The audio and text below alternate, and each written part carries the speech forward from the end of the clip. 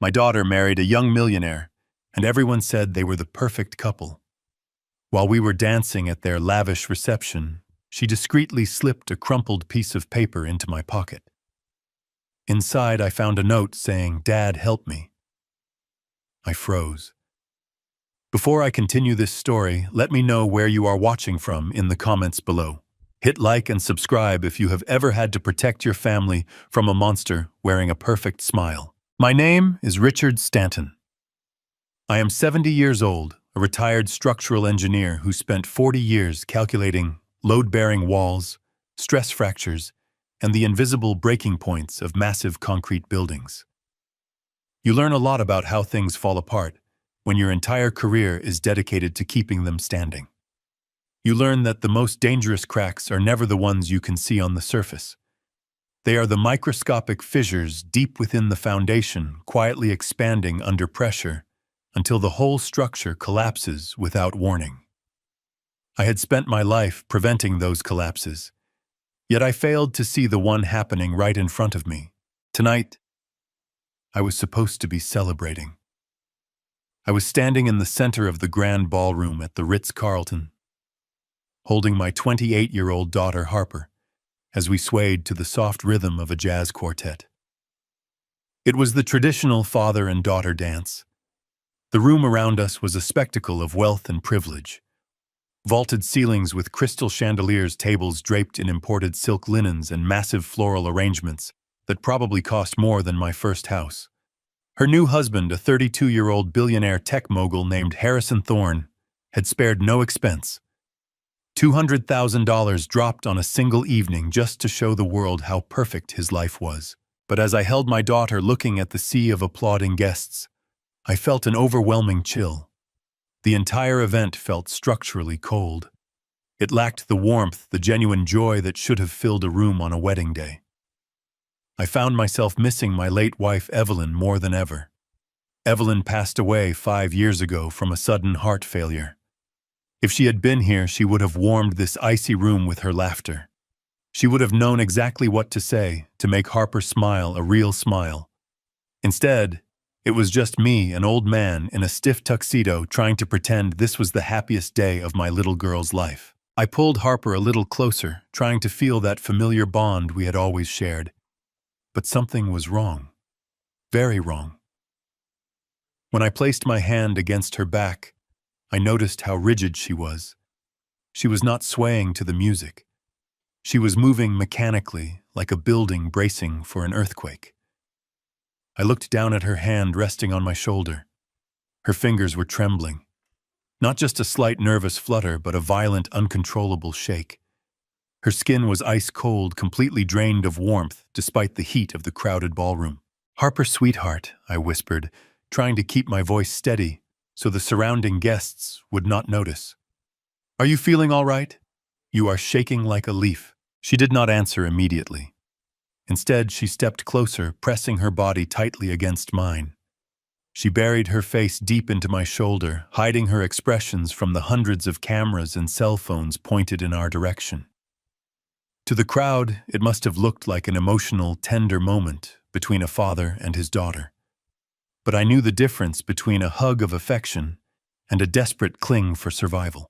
"Dad," she breathed into my ear, her voice barely a fraction of a whisper.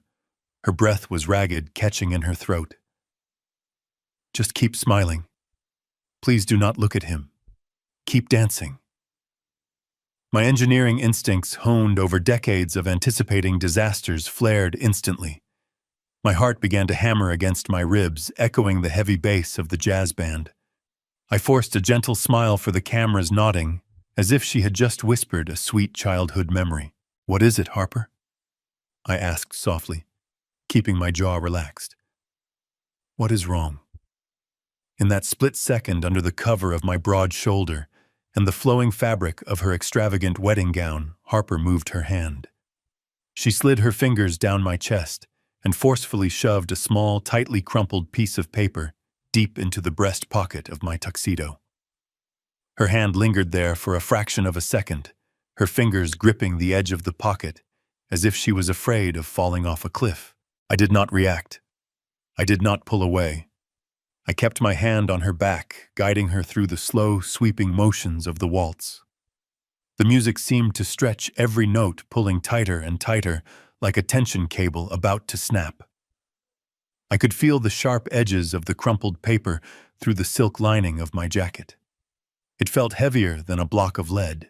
As the song approached its final crescendo, I gently pulled back to look at her face. I needed to read her eyes. I needed to see what was hiding beneath the flawless makeup and the expensive veil. When she lifted her head, the look she gave me paralyzed every muscle in my body. Her eyes, the bright, joyful eyes of the girl I had raised, were wide with absolute primal terror. It was a look of pure, unadulterated fear. The kind of look you see in a trapped animal realizing the predator has locked the cage. There was no joy. There was no future. There was only a silent, desperate scream echoing behind her pupils. I opened my mouth to speak, to demand to know what was happening, to stop this entire charade right then and there. I wanted to grab her hand, pull her out of that ballroom, and drive far away from this madness. I did not care about the money, the guests, or the embarrassment. I just wanted my daughter safe. But before I could even form the first syllable, a shadow fell over us. The temperature in the room seemed to drop 10 degrees. Harrison had stepped onto the dance floor. He was standing right beside us, immaculate in his custom-tailored suit, his posture perfect, his smile dazzling and utterly hollow. He placed a heavy structural hand on Harper's bare shoulder. I watched her entire body flinch at his touch, her spine stiffening instantly. "May I cut in, Richard?" Harrison asked, his voice smooth and commanding. "The music is fading, and I simply cannot wait another second to hold my beautiful wife." I looked at the crumpled note hidden in my pocket, then back to my daughter's terrified eyes. The foundation of our family was cracking, and I was the only one who could see it. I took a deep breath, preparing to face the monster hiding in plain sight. The battle for her survival had just begun, and I wouldn't lose. Before I could process her terror, Harrison smoothly stepped between us. His entrance was seamless, calculated with the exact precision of a mechanical metronome. He did not ask to cut in. He simply assumed his position as if the space belonged to him by divine right. His camera-ready smile flashed toward the wedding photographer, hovering nearby, a blinding display of perfect white teeth that never quite reached his eyes. As he pulled Harper away from me, I watched the physical mechanics of his movement. To the untrained eye, it was a passionate embrace, the eager groom claiming his beautiful bride. But my entire career was built on observing unseen stress points. His hand did not rest gently on her waist. It clamped down like a forged steel vise. It was a structurally rigid grip designed exclusively to restrict movement, not to guide a willing dance partner. I felt the sudden chilling void where my daughter had just been. She did not look back at me. Her posture was locked, her head bowed just enough to hide her face from the flashing lights of the cameras. I stepped off the dance floor, the loud applause of the surrounding crowd washing over me like meaningless static noise. My heart was hammering heavily against my ribs, a frantic rhythm that drowned out the jazz band playing their final triumphant chords. I needed a moment away from the suffocating perfection of this expensive ballroom. I needed to see exactly what she had slipped into my pocket. I navigated quickly through the dense sea of wealthy guests, ignoring their polite nods and the constant clinking of champagne glasses. I moved swiftly toward the grand hallway, pushing through the heavy mahogany doors of the men's restroom. The sudden quiet of the marble-lined room was deeply jarring. I walked straight to the farthest sink, locked my hands firmly onto the cold edge of the counter, and stared at my aging reflection for a brief second. My breathing was shallow and uneven. My hands, usually steady enough to draft complex structural blueprints down to the exact millimeter, were trembling slightly as I reached into my dark tuxedo pocket. I pulled out the crumpled piece of paper. It was a torn scrap, clearly ripped in a massive hurry, perhaps from a dinner menu or a reserved seating chart. I slowly smoothed out the harsh creases against the smooth marble countertop. The black ink was smeared, written with a frantic, unsteady hand that I immediately recognized. It was not the neat, elegant script Harper had used on all the wedding invitations. It was the desperate scrawl of a terrified, cornered child. 3 simple words. Dad, help me. I read those 3 words over and over again, tracing the jagged lines of the ink with my eyes. The world around me seemed to tilt violently, the structural integrity of my reality fracturing completely under the massive weight of that simple sentence. This was absolutely not a joke. This was not normal pre-wedding anxiety. This was a clear distress signal. My only daughter was currently trapped inside a $12 million event, completely surrounded by hundreds of oblivious witnesses, and she was silently begging for her life. I folded the note carefully, slipping it back into my pocket, feeling its remarkably heavy presence against my chest. I left the restroom with a cold, singular focus. I desperately needed to find her. I needed to get her completely alone, away from the roaming cameras, away from the watchful eyes of high society, and away from him. I aggressively scanned the massive ballroom, pushing past a loud group of tech investors, laughing boisterously near the open bar. They were not on the dance floor anymore. I suddenly spotted a quick flash of white silk disappearing down a dimly lit exit corridor leading toward the private bridal suites. I quickened my pace, my formal leather shoes sinking deeply into the thick carpet as I followed them. I turned the corner and intercepted them just as Harrison was casually swiping an electronic keycard to enter one of the secluded private rooms. Harper was leaning heavily against the wall, her head resting on the expensive, textured wallpaper, looking completely drained of life. "Harrison," I called out, keeping my tone extremely measured but firm. "I need a private moment alone with my daughter." Harrison turned very slowly. The charming, camera-ready smile was back on his face instantly, perfectly constructed, and completely devoid of genuine warmth. "Richard," he said, his voice dripping with practiced affection. "Of course. But perhaps we can do this a little later. It has been an incredibly long day, and our beautiful bride is just a little overwhelmed right now." I stepped closer, purposefully closing the physical distance between us. "I am not asking for a long conversation, Harrison. I just want to speak with Harper, privately." Before I could even finish my sentence, Harrison smoothly sidestepped, positioning his body directly between Harper and me. It was a subtle, highly protective maneuver, but the underlying message was extremely clear. I was merely a guest, and he was the absolute gatekeeper. "Richard, please understand," he said, lowering his voice to a tone of sympathetic concern. "You know exactly how she gets with large crowds. She is currently having one of her little panic attacks, just like she used to have back in college. You remember those, do you not?" He spoke to me as if I were a clueless old man who had completely forgotten my own daughter's medical history. But Harper had never had a panic attack in college. She was the formidable captain of the debate team, a strong woman who thrived under extreme pressure, who could stand confidently in front of an auditorium of 500 people and deliver a flawless, commanding speech. He was feeding me a perfectly constructed, plausible lie, a totally fabricated history intentionally designed to excuse whatever terrible thing was happening right now. Without breaking eye contact with me, Harrison reached into his perfectly tailored suit jacket and pulled out a small amber prescription bottle. He rattled it gently.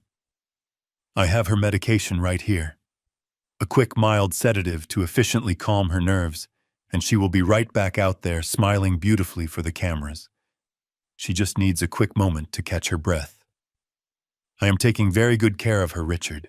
You really do not need to worry." I looked directly past his broad shoulder, focusing my intense gaze entirely on Harper. She was standing perfectly still, her hands clasped tightly in front of her extravagant dress. "Harper," I said softly, completely ignoring his fabricated narrative. "Look at me. Sweetheart, do you want to go home right now? We can leave immediately. You do not have to do any of this."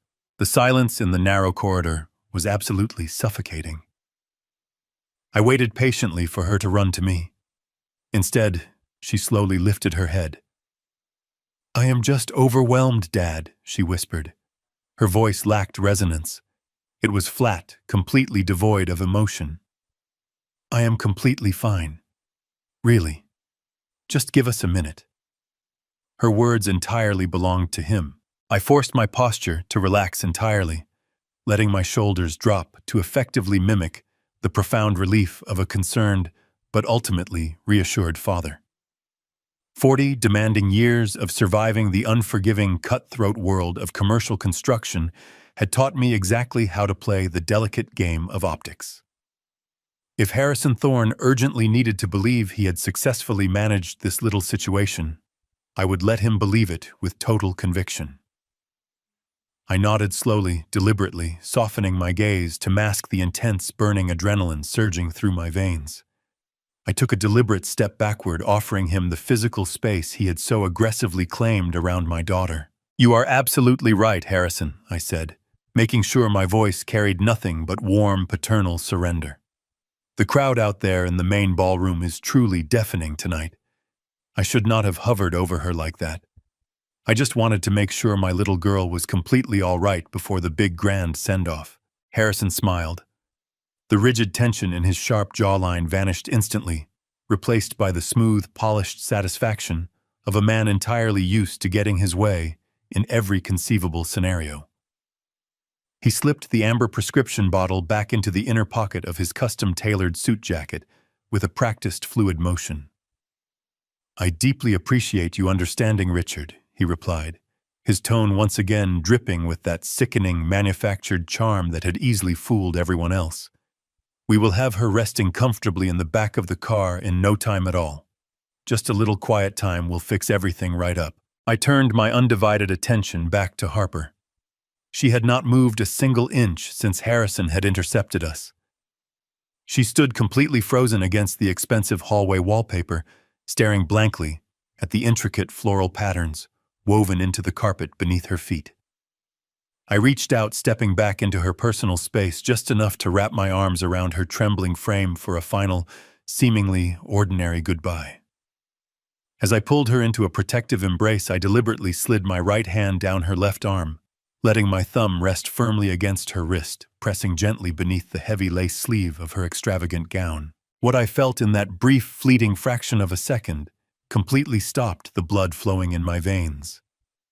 My mind, rigorously trained for decades to instantly detect hidden structural flaws and catastrophic material fatigue, automatically analyzed the tactile information my thumb was receiving. There is a very specific, undeniable way physical materials yield under extreme punishing pressure. Solid concrete cracks and splinters. Structural steel bends and groans. Human tissue swells and burns. Beneath the incredibly thick, heavily powdered layer of high-end cosmetic concealer that Harper had applied, the skin on her delicate wrist was raised rigid and unnaturally hot to the touch.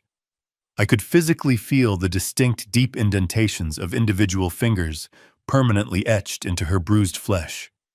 It was a severe grip bruise, the undeniable physical aftermath of immense violent restricting force. Someone had grabbed her wrist with the direct, malicious intention of inflicting serious pain, of dragging her forcefully against her own desperate will. I kept my breathing perfectly steady, refusing to let my absolute horror register on my face. I kissed her gently on the cheek, whispering a soft, generic goodbye into her ear for Harrison to hear. I did not dare say a single word about the crumpled note currently burning a hole in my pocket. I did not squeeze her hand in solidarity. I knew Harrison was standing just inches away, closely watching every single micro-expression on my aging face. I stepped back smoothly, smiling warmly at the newly married couple, as if I did not have a single care in the entire world. "We really should get you two on your way," I said cheerfully, gesturing toward the grand exit at the end of the long hallway. "Your driver is waiting at the front portico, and the guests are getting restless for the sparkler exit." Harrison nodded approvingly, his heavy hand immediately returning to Harper's lower back, guiding her forward with that same unyielding mechanical pressure. I followed a few polite paces behind them as we slowly made our way through the spectacular main lobby of the hotel and out into the warm, humid summer night air.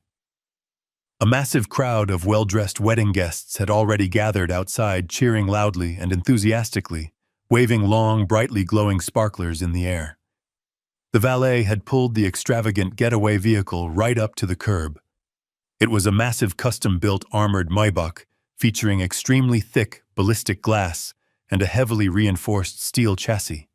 It looked significantly less like a luxury wedding car and much more like a mobile military fortress designed to repel an active siege. Harrison smiled broadly and waved to the cheering crowd, absolutely basking in the superficial adoration and the rapid flashing lights of the hired professional photographers. He opened the heavy armor-plated rear door for Harper, masterfully playing the role of the perfect, attentive gentleman. She climbed inside awkwardly, her movements still heavily restricted, completely devoid of the natural, confident grace she had naturally possessed her entire life. Harrison followed her in smoothly, pausing for one final highly triumphant wave to the captive audience before finally sliding into the dark, luxurious interior. I stood silently on the edge of the velvet red carpet, completely ignoring the chaotic, joyous celebration happening all around me. My eyes were locked exclusively on the rear passenger window as the exceptionally heavy armored door slammed shut with a solid, echoing thud that resonated deeply in my chest. The thick, heavily tinted glass began to roll up very slowly, mechanically, sealing them off from the outside world. In that brief, rapidly fading sliver of ambient light penetrating the vehicle, I saw the exact, terrifying moment the elaborate performance permanently ended. The charismatic, loving groom simply vanished into thin air. The dazzling $1 million smile dropped from Harrison's handsome face with terrifying, unnatural speed, leaving behind a cold, rigidly expressionless mask of pure malice. His eyes, completely stripped of their fabricated warmth and charm, turned dead calculating and wildly predatory. He did not look like a passionate man admiring his beautiful new wife. He looked exactly like a ruthless warden glaring at a disobedient prisoner who had just attempted a futile escape. As the tinted window closed the final few crucial inches, I watched in absolute paralyzed horror as his arm shot forward with blistering speed. He grabbed Harper violently by the shoulder and aggressively yanked her backward, pulling her forcefully into the pitch-black shadows of the deep back seat. She did not even have the necessary time to raise her trembling hands to defend herself before she disappeared completely into the darkness. The sleek, massive vehicle pulled away from the illuminated curb smoothly, its powerful, finely tuned engine humming quietly as it merged effortlessly into the busy evening traffic.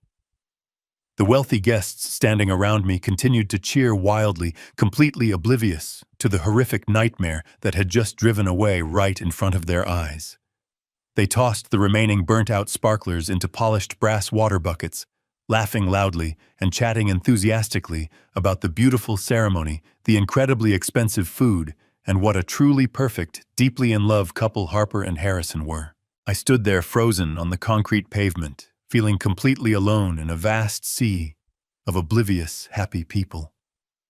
The hot, humid summer breeze suddenly felt like freezing ice against my aging skin.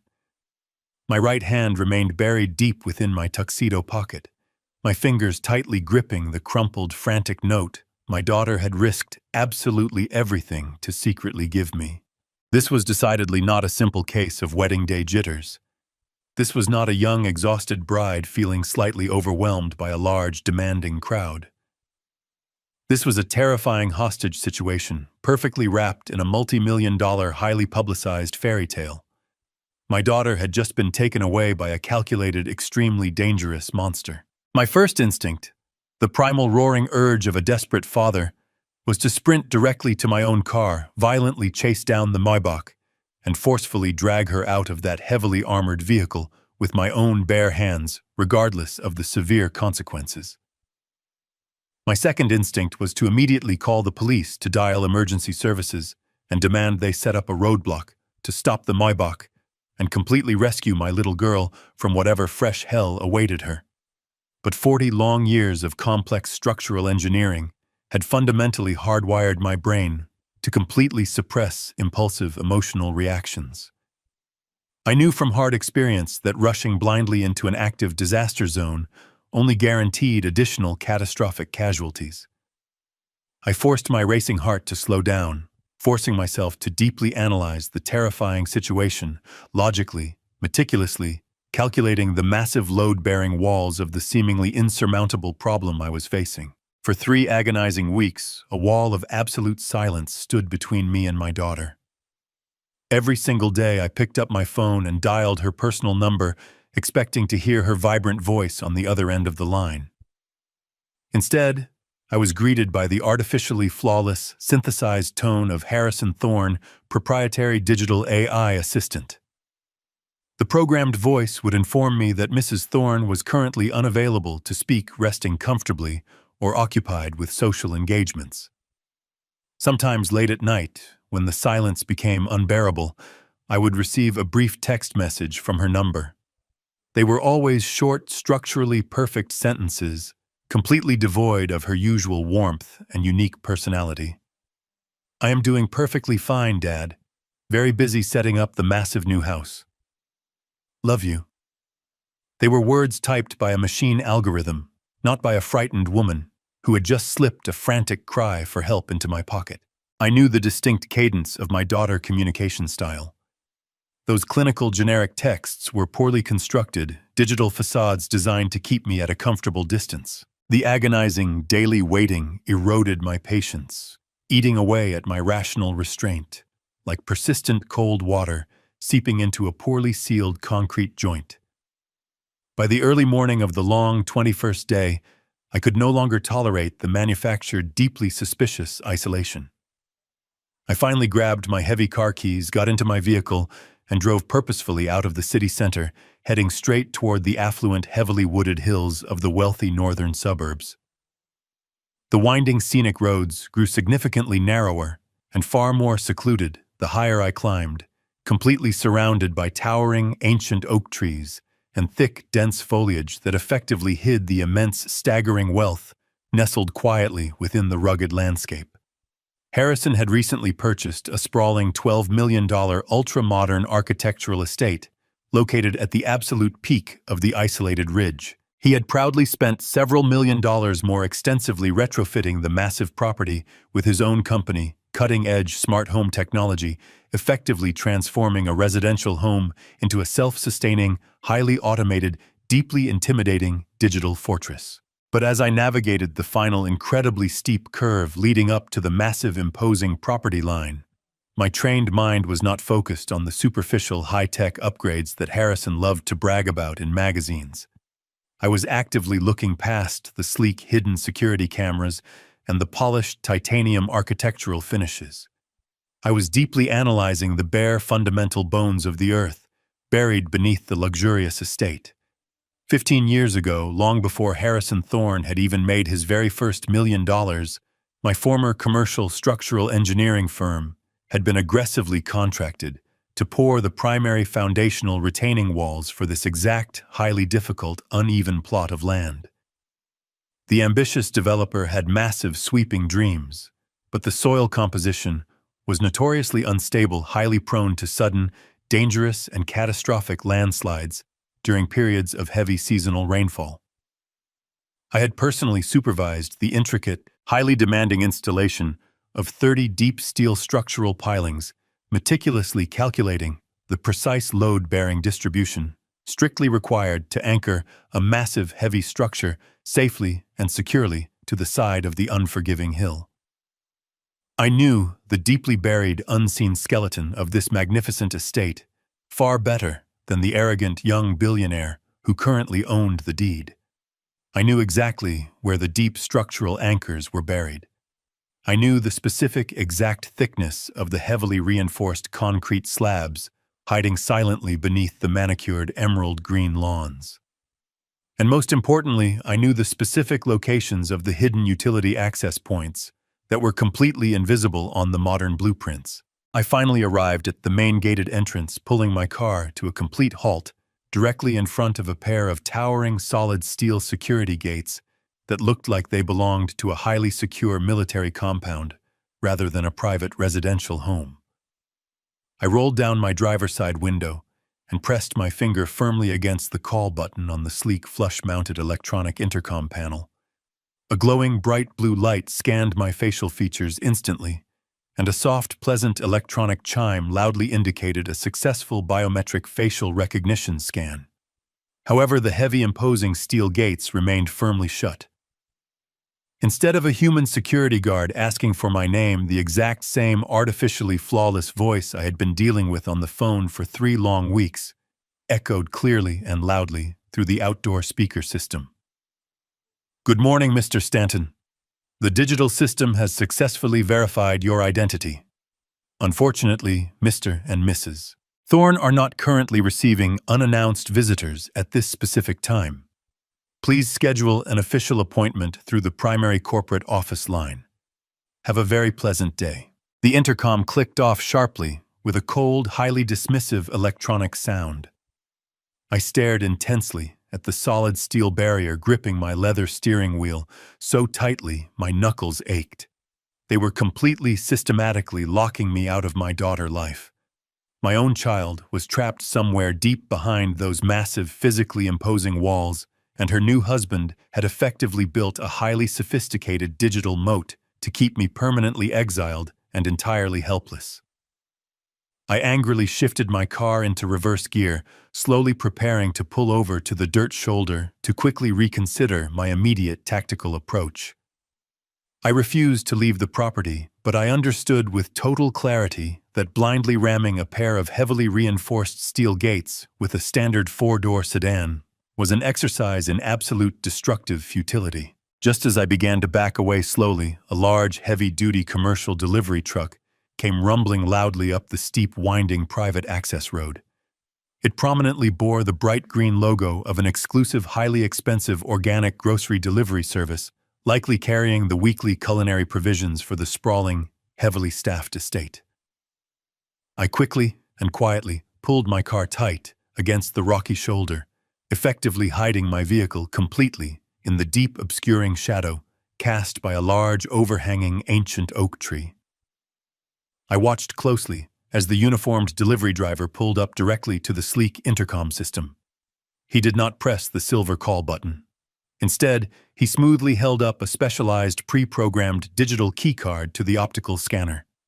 A bright, solid green light flashed immediately, and the massive, heavy steel gates began to glide open, slowly sliding back seamlessly on perfectly oiled tracks. This was an incredibly risky, highly impulsive maneuver, exactly the kind of deeply flawed structural miscalculation that usually resulted in a devastating, catastrophic collapse. But the burning, haunting memory of Harper wide, terrified eyes staring deeply into mine on the crowded dance floor forcefully pushed all logical caution and basic common sense completely aside. I swiftly shifted my car back into drive. I waited patiently, watching carefully until the heavy commercial delivery truck began to roll forward, accelerating slowly and steadily through the widening opening. The massive security gates were intricately programmed to close automatically the exact precise second the large delivery vehicle cleared the internal laser sensor perimeter. I slammed my foot heavily and aggressively onto the gas pedal. My engine roared loudly as I accelerated sharply out of the dark hiding shadows, recklessly tailgating the delivery truck with less than 3 feet of clearance between my front bumper and his heavy rear loading ramp. The spatial timing had to be absolutely, perfectly flawless. If I miscalculated the distance by even a single microscopic fraction of a second, the rapidly closing steel gates would ruthlessly crush the side of my car like a fragile aluminum can. I held my breath, gripping the wheel firmly as we crossed the secured threshold together. I heard the deep, grinding mechanical hum of the gate motors immediately kicking back into high gear the very moment the large truck passed the invisible sensor line.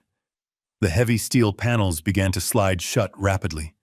The rear bumper of my vehicle barely scraped past the thick, unyielding metal edges, safely crossing onto the private, highly secured grounds mere milliseconds before the massive gates slammed together tightly behind me with a loud, incredibly heavy, echoing boom. I hit the brakes, exhaling a sharp, ragged breath of profound relief. I was finally safely inside the highly fortified perimeter. But that sense of victory was instantly shattered into pieces. Almost immediately after the heavy gates closed, I noticed a subtle, deeply unsettling, and calculated change in the immediate physical environment around me. The bright, welcoming ambient lighting positioned along the long, winding, perfectly paved driveway suddenly shifted drastically from a soft, warm white to a dull, aggressive, and pulsing amber color. Small, previously hidden security nodes embedded directly into the manicured, expensive landscaping began to emit a faint, incredibly high-pitched electronic hum that vibrated in my ears. I had successfully bypassed the massive physical barrier using analog methods, but in doing so I had just tripped a sophisticated network of silent automated digital alarms. The pulsing amber lights guided my car along the winding driveway, casting long, menacing shadows against the pristine landscaping. I knew my arrival had been broadcasted to every screen and device inside the sprawling estate. The element of surprise was completely gone, replaced by the cold reality that I was driving straight into the belly of the beast. The heavy tires of my sedan crunched over the crushed gravel of the circular motor court, bringing me to a halt directly in front of the massive, custom-built oak double doors of the main entrance. Before I could even shift the car into park and turn off the ignition, the front door swung open seamlessly. Harrison stood framed in the massive doorway dressed in immaculate casual wear, looking like a curated advertisement for a billionaire lifestyle magazine. His hands were tucked casually into his pockets, and that same flawless camera-ready smile I had seen at the wedding was plastered securely across his handsome face. He walked down the wide stone steps to greet me, extending a firm, confident hand as I stepped out of my vehicle. "Richard." "What an entirely unexpected surprise," Harrison said, his voice smooth and practically vibrating with artificial warmth. "We were not anticipating any guests today. If you had only called ahead, I would have ensured the gate recognized your vehicle to save you the trouble of slipping in behind the grocery delivery." I gripped his hand firmly, forcing my facial muscles to relax into a pleasant, fatherly expression. "I deeply apologize for the unannounced intrusion, Harrison," I replied smoothly. "I was simply driving through the area and realized it had been 3 weeks since the wedding. I just wanted to drop by quickly and see how my favorite daughter was settling into her beautiful new home." Harrison chuckled lightly, a hollow sound that did not reach his dead, predatory eyes. "Of course, Richard. Family is always welcome. Please come on inside. It is incredibly hot out here today." I followed him up the wide stone steps and crossed the threshold into the cavernous foyer. The immediate drop in temperature was jarring. The air conditioning blasting a sterile, perfectly filtered chill throughout the massive space. The interior was a breathtaking display of ultra-modern minimalist design. Cold Italian marble floors, vast expanses of structural glass, and stark white walls devoid of any personal warmth or character. It did not feel like a home. It felt exactly like a high-tech corporate headquarters, sterile and deeply intimidating.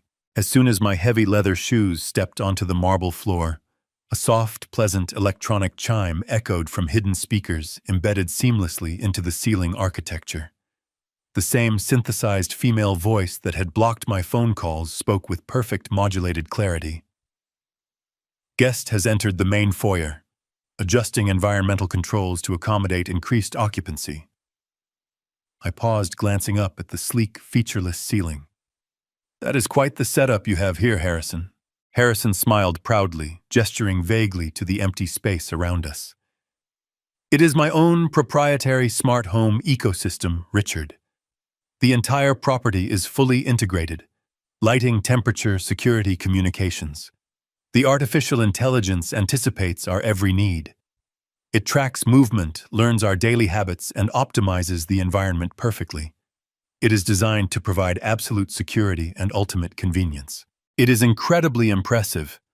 I lied, feeling a cold knot tightening in my stomach. The system was not designed for convenience. It was a highly sophisticated digital leash, a mechanism of absolute control. Just then, the soft sound of footsteps echoed from the grand floating staircase to our right. I turned and felt my breath catch sharply in my throat. Harper was walking down the steps, her posture rigid, her gaze fixed firmly on the floor in front of her.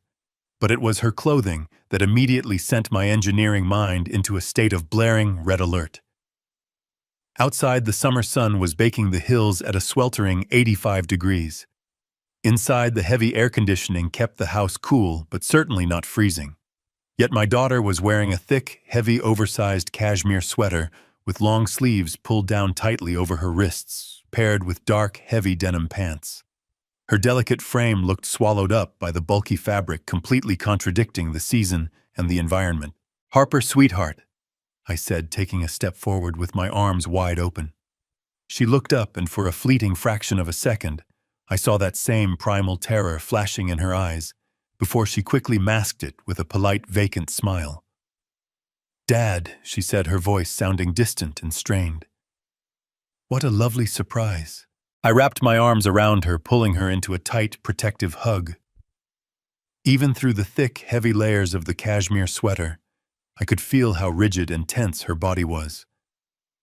She felt fragile, like a supporting beam that was actively buckling under an impossible load. I kissed her cheek, my eyes darting quickly over her face. Her makeup was applied flawlessly, perfectly, concealing any physical imperfections, but the dark, hollow shadows beneath her eyes told a story of profound exhaustion and deep, unspeakable fear. "You look beautiful, Harper," I whispered softly, "but aren't you a little warm in that heavy sweater?" Before she could even open her mouth to answer, Harrison stepped up right beside her, placing that familiar, heavy structural hand firmly on her shoulder. The fabric of the sweater bunched slightly under his unyielding grip. "Oh, you know, Harper Richard," Harrison interjected smoothly, "she has always run a little cold. The climate control in the house is still calibrating, and we want to make sure she is completely comfortable." Harper nodded robotically, staring blankly at my chest. "Yes, Dad. I am just a little chilly today. It is perfectly fine." The lie was so blatantly obvious, so poorly constructed, that it took every ounce of my willpower not to confront him right there in the sterile foyer. The heavy, long-sleeved sweater was not a bizarre fashion choice or a response to the air conditioning. It was a necessary structural covering. It was specifically chosen to hide the fresh, dark bruises decorating her arms and wrists, the undeniable physical evidence of the monster standing right beside her. "Why do we not all go into the main living room?" Harrison suggested cheerfully, steering Harper forward with subtle, aggressive force. "Harper, darling, why do you not go to the kitchen and fetch your father a glass of ice water? I am sure he is parched from the long drive up the hill." "Of course," Harper replied mechanically. We moved into a sprawling, open-concept living area featuring floor-to-ceiling windows overlooking the valley. I remained standing, refusing to sink into the low, modern sofas, wanting to keep my tactical mobility intact. Harper walked over to the massive, freestanding marble kitchen island, pulling a heavy crystal glass from the pristine cabinetry. She reached toward the integrated water dispenser built into the enormous stainless steel refrigerator. I watched her hands closely. They were trembling just as they had been on the dance floor 3 weeks ago. The violent shaking was significantly worse now. She filled the heavy crystal glass, turning slowly to carry it back toward the living area. Her eyes darted nervously toward Harrison, seeking his approval or bracing for his judgment. In her state of sheer exhaustion and primal fear, her trembling fingers simply failed to maintain their grip. The heavy crystal glass slipped right through her hands. It hit the unforgiving, solid Italian marble floor with a sharp, explosive crash, shattering into 1,000 jagged, glittering pieces. Water splashed violently across the pristine stone tiles. Harper flinched so violently, her entire body contorted. She let out a sharp, breathless gasp, her hands instantly flying up to defensively cover her face. It was the deeply ingrained involuntary reflex of someone who fully expected to be struck hard. The silence that followed the crash was deafening. I instinctively took a rapid step forward to comfort her, to tell her it was just a broken glass and completely fine. But Harrison's voice cut through the heavy air. It was not loud. It was not angry. It was terrifyingly calm, sickeningly sweet, and completely devoid of human empathy. "Harper, darling, Harrison said softly, a dark, menacing undercurrent weaving perfectly through the gentle tone. Look at this terrible mess you have made. You really must learn to be much more careful with our beautiful things. Now please be a good wife and clean this up immediately. He did not tell her to get a broom. He did not tell her to grab a towel. The dark micro-command embedded in his smooth voice was unmistakably clear. Harper immediately dropped hard onto her bare knees, right on the wet, unforgiving marble floor. She began frantically gathering the jagged, razor-sharp shards of broken crystal with her bare, trembling hands. I surged forward, unable to maintain the facade any longer. Harrison, for God's sake, she is going to severely cut herself. Let me grab a heavy towel or a broom for her. Harrison smoothly sidestepped, firmly planting his solid athletic frame directly in my path, effectively blocking my access to my kneeling daughter. Richard. Please, he said, his smile perfectly intact, while his dead eyes locked intensely onto mine. We have our own ways of managing our household. Harper knows exactly how I like things done. Do not interfere with our process. I stood frozen. My fists clenched so tightly, my fingernails bit deeply into my palms. I was standing mere feet away from my only child, watching her frantically scramble on her hands and knees, desperately picking up broken glass to appease a sadistic tyrant, and I was completely physically blocked from helping her, without inciting a violent altercation that would inevitably result in her enduring far worse punishment later. I needed to breathe. I needed a moment to aggressively suppress the roaring, blinding rage threatening to completely overwhelm my logical faculties. If I attacked him now, I would be arrested for assault, and Harper would be left entirely alone in his undisputed custody. I forced my hands to unclench. If you will excuse me for just one moment, Harrison, I said, my voice tight and strained. I urgently need to use the guest restroom. Harrison nodded graciously, gesturing toward a sleek, handleless wooden door down the adjacent hallway. Right down there on the left, Richard. Please take all the time you need. I walked swiftly down the quiet corridor, stepping inside the guest bathroom and closing the heavy door firmly behind me. I locked it, leaning back against the solid wood, closing my eyes and taking deep, ragged breaths to steady my racing heart. The bathroom was just as immaculate and sterile as the rest of the massive house. Chrome fixtures, imported stone tiling, flawless mirror lighting. I walked over to the modern sink, splashing freezing cold water onto my flushed face. As I reached for a thick cotton towel hanging on the heated rack, my trained eyes naturally scanned the architectural layout of the small room, evaluating the ventilation placement out of pure professional habit.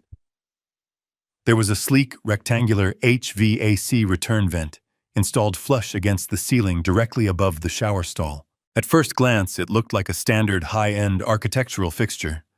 But my specialized career was built entirely on noticing microscopic deviations in standard structural designs. The dark slotted louvers of the metal vent were angled slightly incorrectly. I stepped directly beneath it, squinting up into the dark, shadowy recesses of the ductwork. Nestled quietly and deeply behind the angled metal slats, barely visible to the naked human eye, was a tiny, distinctively round, optical lens, accompanied by a faint, almost imperceptible crimson dot. It was not a standard motion sensor for the lighting system. I knew exactly what that specialized hardware looked like. It was a highly sophisticated military-grade thermal imaging sensor functioning actively as an illegal, completely hidden indoor surveillance camera. My blood ran completely cold. The sickening realization hit me with the devastating force of a collapsing concrete pole. If he had a hidden thermal camera actively recording inside a private guest bathroom, they were absolutely everywhere. The entire $12 million estate was heavily wired.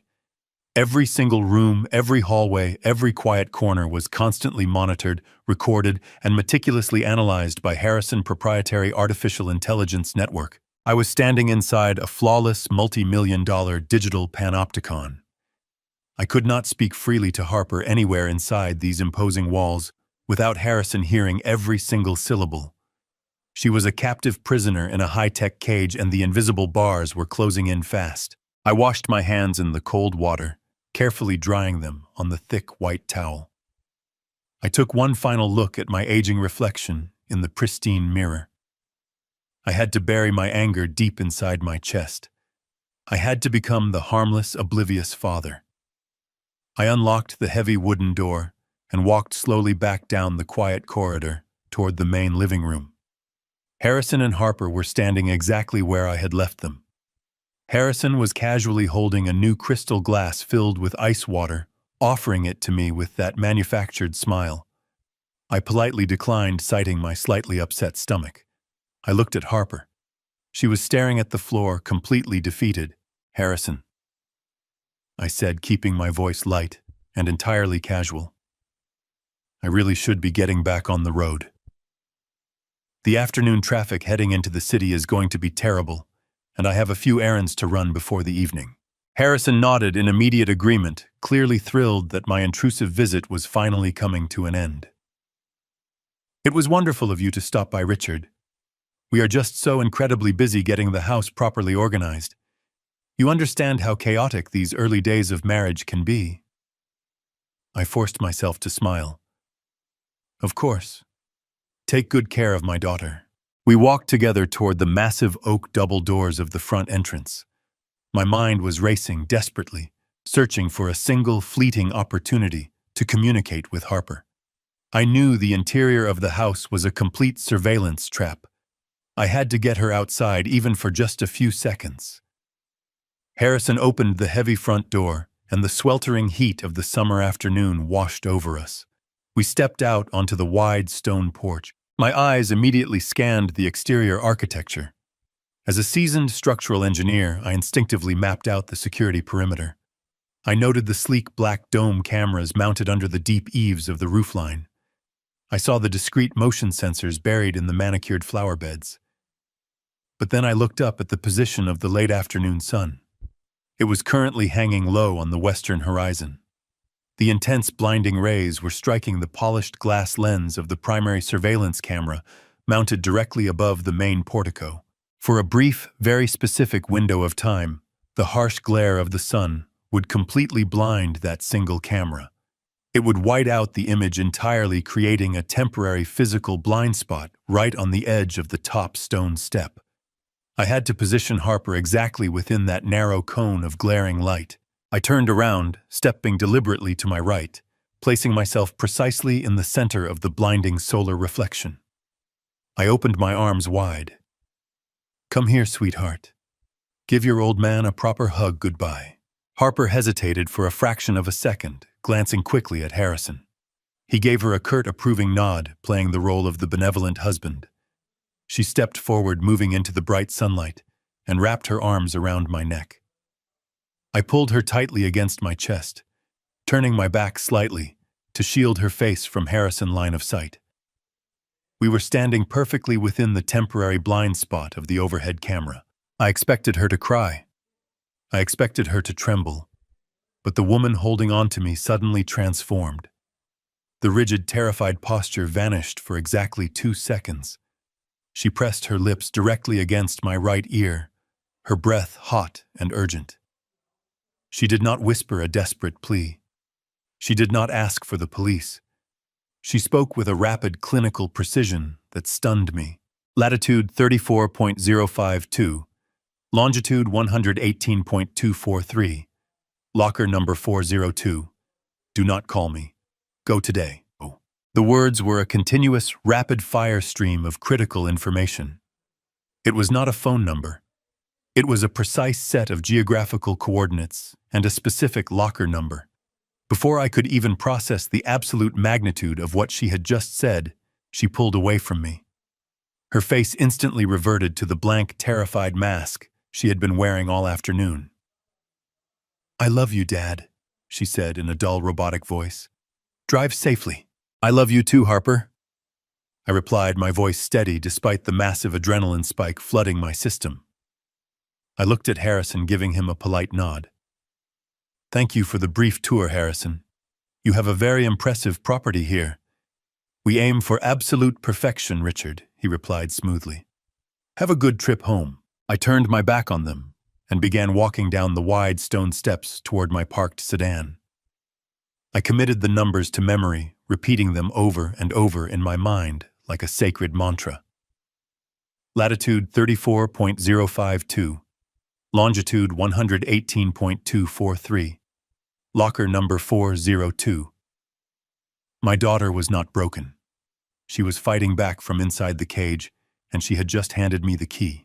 I reached the crushed gravel of the motor court, my hand extended toward the door handle of my car. Suddenly, the distinct sound of heavy tactical boots crunching on the loose gravel broke the quiet atmosphere of the estate. I stopped and turned my head slowly. Two men had emerged silently from the dense, thick tree line bordering the front lawn. They were not standard neighborhood security guards. They wore dark, tactical clothing, heavy combat boots, and black sunglasses. Their posture was incredibly rigid, their hands resting comfortably near the thick waistbands of their pants, where the unmistakable outlines of concealed firearms were clearly visible beneath their dark shirts. They moved with the calculated, synchronized precision of highly trained military contractors. They walked purposefully toward my car, effectively blocking my path to the driver's side door. The taller of the two men stopped exactly 3 feet away from me. He removed his dark sunglasses, revealing cold, emotionless eyes. "Mr. Stanton," the tall man said. His voice was deep, polite, and heavily laced with a menacing, undeniable threat. "Mr. Thorne asked us to kindly escort you off the property. He also asked us to personally deliver a message regarding any future visits you might be planning to make." I stood my ground, refusing to let my posture betray any signs of intimidation. I crossed my arms over my chest, looking the man directly in his cold eyes. "I am listening." "This property is a highly secure private residential facility," the man continued, his tone remaining perfectly level. "Unannounced visits pose a significant disruption to the established security protocols. Moving forward, if you arrive at these gates without a prior verified appointment, directly approved by Mr. Thorne himself, your presence will be legally classified as criminal trespassing. The local authorities will be notified immediately, and you will be forcefully removed from the premises. Do you completely understand this policy, sir?" They were drawing a permanent line in the sand. They were officially cutting me off from the only physical location where I could breathe the same air as my daughter. I looked past the two armed contractors, casting my gaze back up the long stone driveway. The massive oak front doors were already tightly closed. Harrison and Harper were gone, sealed away behind layers of impenetrable technology and thick structural walls. "I understand perfectly," I told the contractor, my voice carrying a quiet, dangerous edge that I did not try to hide. "I will not be dropping by unannounced ever again." The tall man nodded slowly, stepping aside to clear my path to the car door. "Have a very safe drive back to the city, Mr. Stanton." I opened my car door, slid into the driver's seat, and started the engine. I did not look at the two men as I put the vehicle into drive. I slowly steered my car down the long, winding private road, leaving the imposing multi-million-dollar mansion behind me. The amber pulsing security lights seemed to track my every move, guiding me outward, like a highly unwanted intruder, being expelled from a restricted zone. When I finally reached the bottom of the steep hill, the massive steel security gates began to glide open, triggered by the automated departure sensors. I drove my car through the heavy iron threshold, pulling out onto the quiet public road. I stopped the vehicle on the shoulder and looked up into the rearview mirror. I watched in total silence as the massive steel panels slid together, locking firmly into place with a loud, heavy mechanical clank that echoed through the quiet forest. The heavy physical barrier was completely sealed. The digital panopticon was fully operational. I was officially locked out on the outside, sitting alone in my car on a quiet country road. But as I stared at those locked iron gates, I did not feel defeated. I did not feel the crushing despair that Harrison Thorne had clearly intended for me to feel. I felt a cold, deep, unyielding resolve hardening inside my chest.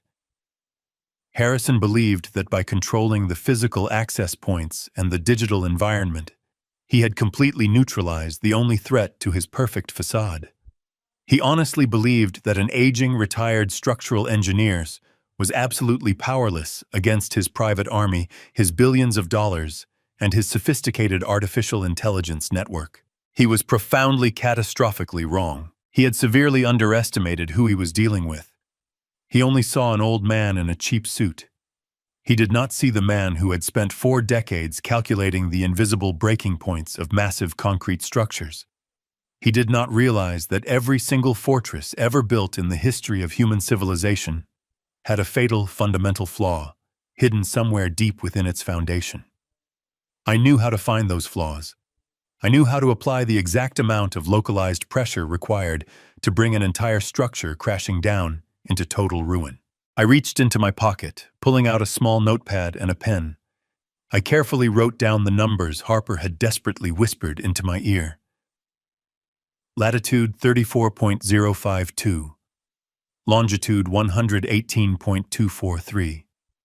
Locker number 402. This was not the end of the line. This was the absolute beginning. I put my car into drive and accelerated down the winding road, leaving the massive steel gates far behind in the dust. I knew I could never go back through the front door of that cursed estate. I would never be welcomed inside as a loving father ever again. The polite, fragile illusion of family diplomacy was completely shattered. The quiet, invisible boundaries had been drawn. My daughter was trapped inside a digital nightmare, holding on to a terrifying secret, and relying entirely on me to decipher her hidden message before the invisible ticking clock ran out. The secret war had officially begun. I drove toward the city limits, my mind rapidly calculating the geographical coordinates. I needed to find out exactly where those numbers led, and I needed to do it without leaving a single digital trace that Harrison's sophisticated network could ever track. I was an analog man stepping onto a highly advanced digital battlefield, but I had one massive advantage that his artificial intelligence could never possibly predict or comprehend. I had the ruthless, unstoppable determination of a father who was fully prepared to burn the entire world to ashes to save his little girl. The monster hiding inside that smart home had taken my daughter, but he had absolutely no idea what kind of storm he had just invited to his front door. I drove straight through the night, leaving the manicured lawns and towering gates of the wealthy suburbs far behind me. The coordinates Harper had whispered into my ear did not lead to a bank vault or a high-end storage facility. They pointed to the opposite end of the city, to a decaying, forgotten sector of the industrial district that most people actively avoided after dark. I parked my car 2 blocks away from the destination, making sure to choose a poorly lit side street with broken street lamps. I walked the remaining distance, pulling the collar of my coat up against the damp, biting wind coming off the harbor. The coordinates terminated at an old rundown bus terminal that looked like it had not seen a fresh coat of paint or a cleaning crew in 3 decades. The flickering neon sign above the entrance hummed with a defective, erratic buzz. I pushed through the heavy glass doors. The interior smelled of stale cigarette smoke, cheap floor cleaner, and deep neglect. A few exhausted travelers slept on rigid plastic benches, completely ignoring me as I walked past them. I moved purposefully toward the back wall, scanning the rows of dented, rust-covered storage lockers. I found locker 402. It was located in the darkest corner of the terminal, partially obscured by a broken vending machine. I reached into my pocket, my fingers brushing against the crumpled note still resting there. Harper had not given me a physical key, which meant it had to be a combination lock. I stood in front of the rusted metal door and took a deep breath. I thought back to the wedding day, to the specific dates and numbers that meant something to us. I punched in the month and year of her mother passing. The mechanical lock clicked heavily, releasing the steel latch. I pulled the small metal door open. The locker was entirely empty except for a single small object resting right in the center of the dusty metal floor. It was a standard black USB flash drive. I picked it up, feeling its light weight in the palm of my hand. This tiny piece of plastic and metal was the reason my daughter was currently living in a state of sheer terror. I slipped the drive securely into my inner coat pocket and quickly walked out of the terminal, blending back into the dark shadows of the city streets. My immediate instinct was to drive straight home, plug the flash drive into my personal desktop computer, and see exactly what Harrison Thorne was hiding. But my structural engineering background had trained me to respect unseen hazards. Harrison was a ruthless billionaire tech mogul who specialized in highly sophisticated artificial intelligence and digital surveillance. If I plugged this drive into any machine connected to the internet, his proprietary algorithms would likely trace my IP address within seconds. He would know exactly what I possessed, and he would eliminate the threat before I could even read the first file. I needed an isolated, secure environment. I needed an expert who knew how to handle digital explosives. I drove north, leaving the city entirely.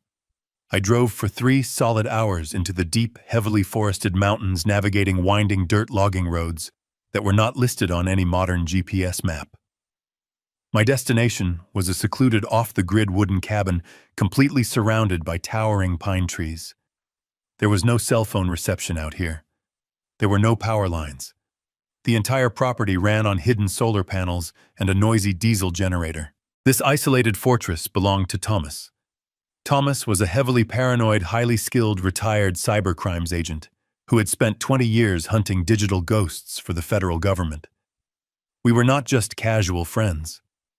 32 years ago, a poorly constructed commercial parking garage had collapsed during a massive earthquake. I had been brought in to evaluate the structural stability of the devastating wreckage. Thomas had been trapped under 3 tons of crushed concrete and twisted steel rebar. The rescue crews said the debris was too unstable that shifting the load would crush him instantly.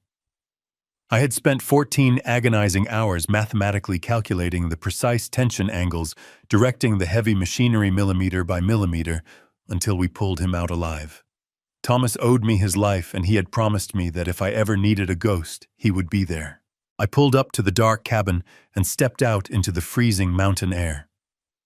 Before I even reached the front porch, the solid oak door opened.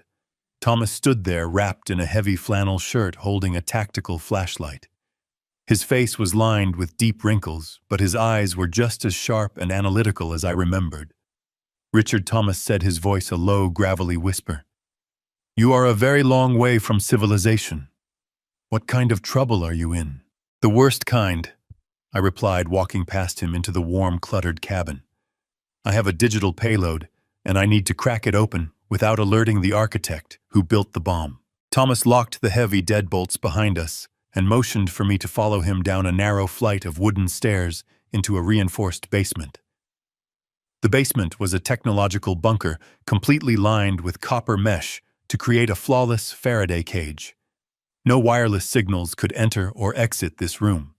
It was a complete digital vacuum. He walked over to a heavy steel desk that held a thick, ruggedized laptop computer. "This machine has never touched a network in its entire existence," Thomas explained, sliding into the chair and booting up the terminal. "Hand it over." I pulled the black USB drive from my pocket and placed it on the steel desk. Thomas looked at it with deep suspicion, treating it like a venomous snake. He plugged it into an isolated port and began running a series of complex diagnostic protocols. Lines of green code cascaded rapidly down the dark screen. "Your target is not messing around, Richard." Thomas muttered, his fingers flying across the keyboard with incredible speed. "This drive is wrapped in military-grade encryption. If I enter the wrong sequence, the payload is programmed to instantly wipe itself clean. It is a highly aggressive digital self-destruct mechanism." "Can you bypass it?" I asked, stepping closer to look over his shoulder. "I did not spend 20 years hunting federal hackers to get beaten by a commercial tech boy," Thomas replied confidently. He launched a brute force decryption algorithm, letting his customized software hammer against the digital walls of the flash drive. We stood there in the quiet basement, watching the progress bar crawl forward painfully slowly. After 45 agonizing minutes, the screen flashed a brilliant green. The primary security shell cracked open. Thomas exhaled a sharp breath. "We are in. Let us see what your son-in-law is trying so hard to bury." He opened the root directory. The drive was packed with thousands of heavily fragmented files. Thomas isolated a single massive spreadsheet and opened it. The screen filled with endless columns of names, dates, and staggering financial figures. It was a highly detailed ledger. I leaned in, my eyes scanning the endless rows of data. "These are offshore wire transfers," Thomas said, his voice dropping to a serious clinical whisper. Millions of dollars moving through untraceable shell companies in the Cayman Islands, Cyprus, and Switzerland. The sheer volume of liquid capital moving through these accounts is staggering. This is not standard corporate accounting, Richard. This is a massive, highly illegal financial washing machine. But why, I asked, my mind racing. Why would Harrison Thorne, a billionaire, need to illegally wash this much liquid cash? Thomas shook his head. There is a master folder here labeled with a random sequence of alphanumeric characters. If we open this folder, we will find the absolute core of his entire operation. We will know where this money comes from and who he pays. He double-clicked the master folder. A bright red warning prompt instantly locked the screen. Thomas cursed softly, leaning back in his chair. What is it? I demanded, feeling a cold wave of dread wash over me. It is a deeply embedded secondary vault, Thomas explained. The initial encryption was just the outer gate. This specific folder requires a biometric bypass or a spoken vocal passcode. There is no digital backdoor for this security level. We cannot brute force it. The system requires Harper to speak the exact passcode phrase. She is the only person who possesses the key, I said quietly, the grim reality settling into my chest. And she is locked inside a surveillance prison, Thomas replied grimly. I cannot securely text her, and I cannot walk through the front door ever again. So I will have to find another way to communicate with my daughter, from within the very walls of his impenetrable fortress. I left Thomas behind, securing the wooden door of his copper-lined basement, and drove my car back down the winding mountain roads. My incredibly bright high-beam headlights violently cut through the incredibly thick, ancient pine trees, heavily bordering the narrow, twisting gravel path. But my mind was entirely focused on the imposing digital fortress Harrison Thorne had masterfully constructed. Thomas had made the reality of the situation absolutely clear. We could not hack into Harrison network from the outside. The encryption was military-grade, and any external digital assault would instantly trigger a massive security lockdown. Harrison had transformed that $12 million estate into a technological marvel. I knew the perimeter was guarded by high-definition motion trackers, thermal imaging cameras, and sophisticated wireless sniffers designed to detect any unauthorized frequency within a 2-mile radius. He had effectively created a flawless, impenetrable digital shield around my daughter. If I tried to smuggle a cellular device to her, the network would isolate and flag the signal before she could even dial my number. If I tried to send a drone over the property line, the automated defenses would track its flight path and dispatch security contractors in a matter of seconds. I could not fight him in the digital realm. That was his undisputed domain. He possessed billions of dollars and an army of brilliant programmers who spent their entire lives writing code to keep the outside world firmly locked out. But as I navigated the treacherous curves of the mountain highway, a different kind of logic began to surface in my mind. Harrison understood data. He understood algorithms, artificial intelligence, and invisible wireless networks. But he did not understand dirt.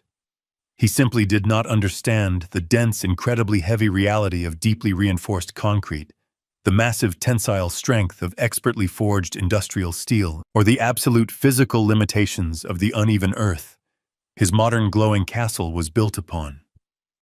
He was a man who lived entirely in the clouds, completely detached from the heavy, unyielding bedrock buried deep beneath his imported marble floors. I arrived back at my modest home just as the early morning sun slowly began to bleed over the city skyline. I did not go inside to sleep. My body was exhausted, aching from the deep stress of the past 24 hours, but my mind was operating with a sharp, singular clarity. I walked straight past my front door and headed directly around the side of the house toward my detached garage. The air inside the garage was stale and heavy with the familiar comforting scent of old motor oil and dried sawdust. I walked slowly past the impeccably neat rows of polished hand tools, heavy grease-stained power equipment, and several large, incredibly heavy steel toolboxes that I had not opened in over 5 long years, moving deliberately toward the back wall, where I kept my extensive professional archives. Stacked incredibly high on sturdy hand-built wooden shelves were dozens of thick, heavy cylindrical cardboard tubes. They contained the entire physical history of my 40-year career in commercial structural engineering. Every single major commercial and residential project I had ever personally supervised over 4 decades was meticulously recorded and securely preserved inside these heavy-weathered cardboard tubes. I dragged a tall aluminum stepladder over to the corner and climbed up, scanning the faded handwritten labels taped to the end caps of the dusty cylinders. I was looking for a specific residential project from 15 years ago, long before the property had been purchased and aggressively retrofitted by my arrogant son-in-law.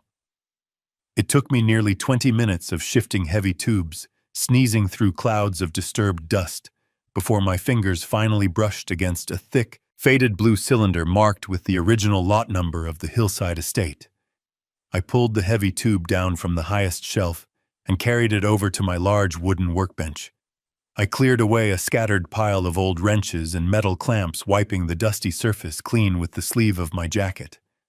My calloused hands were remarkably steady as I firmly popped the incredibly tight white plastic cap off the top of the blue cylinder and slowly, carefully slid the rolled architectural documents out into the harsh morning light. They were authentic physical paper blueprints, the kind of heavy, detailed architectural schematics that modern developers rarely used anymore. I unrolled the thick, oversized pages, pinning the corners down with heavy steel bolts to keep them flat against the rough wooden table. I clicked on the bright, articulated work lamp hanging above the bench, illuminating the intricate blue and white lines of the foundational schematics. For the next 3 hours, I completely lost myself in the complex geometry of the estate. I traced my calloused fingers over the precise topographical maps, reviewing the specific load-bearing calculations I had personally drafted a decade and a half ago. I looked at the exact placement of the deep steel pilings, the heavy retaining walls, and the complicated underground utility corridors that fed water and power into the massive structure. Harrison had spent a massive fortune upgrading the visible portions of the house. He had installed flawless glass walls, imported stone floors, and a network of invisible cameras. But he had not demolished the original foundation. You cannot simply rewrite a structural foundation with computer code. The original bones of the house were still exactly where my former construction crew had poured them. I carefully cross-referenced the incredibly detailed foundational blueprints with the vivid mental map I had meticulously constructed during my brief, absolutely terrifying visit to the estate. I knew Harrison had converted the primary basement level into his heavily guarded server room, sealing it behind biometric locks and motion sensors. I knew he had placed thermal cameras in the ventilation ducts to detect any human heat signatures moving through the house. His digital security web was incredibly thorough, but as my eyes traced the thick blue lines detailing the original subterranean utility grid, I suddenly stopped. My finger hovered over a specific isolated section of the lower foundational plan. It was an old secondary heating and ventilation shaft, located deep beneath the eastern wing of the house, directly under the master bedroom suite. According to the original construction notes, this specific utility shaft had been permanently decommissioned shortly after the foundational pour due to a last-minute change in the architectural zoning permits. The developer had rerouted the primary air conditioning system to a higher floor, leaving this underground corridor completely abandoned. But because it was structurally integrated directly into the primary retaining wall, supporting the hillside, it could not be safely removed or demolished without compromising the entire estate. Instead, it had been heavily encased in a massive uninterrupted pour of load-bearing rebar-reinforced concrete. I stared at the precise material specifications written in the margins of the blueprint. The walls of this abandoned shaft were exactly 12 inches thick, composed entirely of ultra-high density concrete and a tight grid of heavy forged steel rebar. A slow, grim realization began to form in my chest. Harrison Thorne relied entirely on wireless digital signals, high-frequency thermal imaging, and advanced radio frequencies to maintain his flawless security grid. But standard wireless signals, thermal radiation, and radio frequencies simply cannot penetrate 12 inches of high-density steel reinforced concrete. The physical properties of the heavy building materials act as a massive natural Faraday cage, effectively blocking all external and internal transmissions. That thick concrete tomb was a massive naturally occurring black hole in his otherwise perfect digital empire. It was the one place on the entire sprawling property where a thermal camera could not sense body heat and where a wireless motion detector could not transmit an alarm signal back to the main server. It was the only structural blind spot in the entire $12 million digital fortress.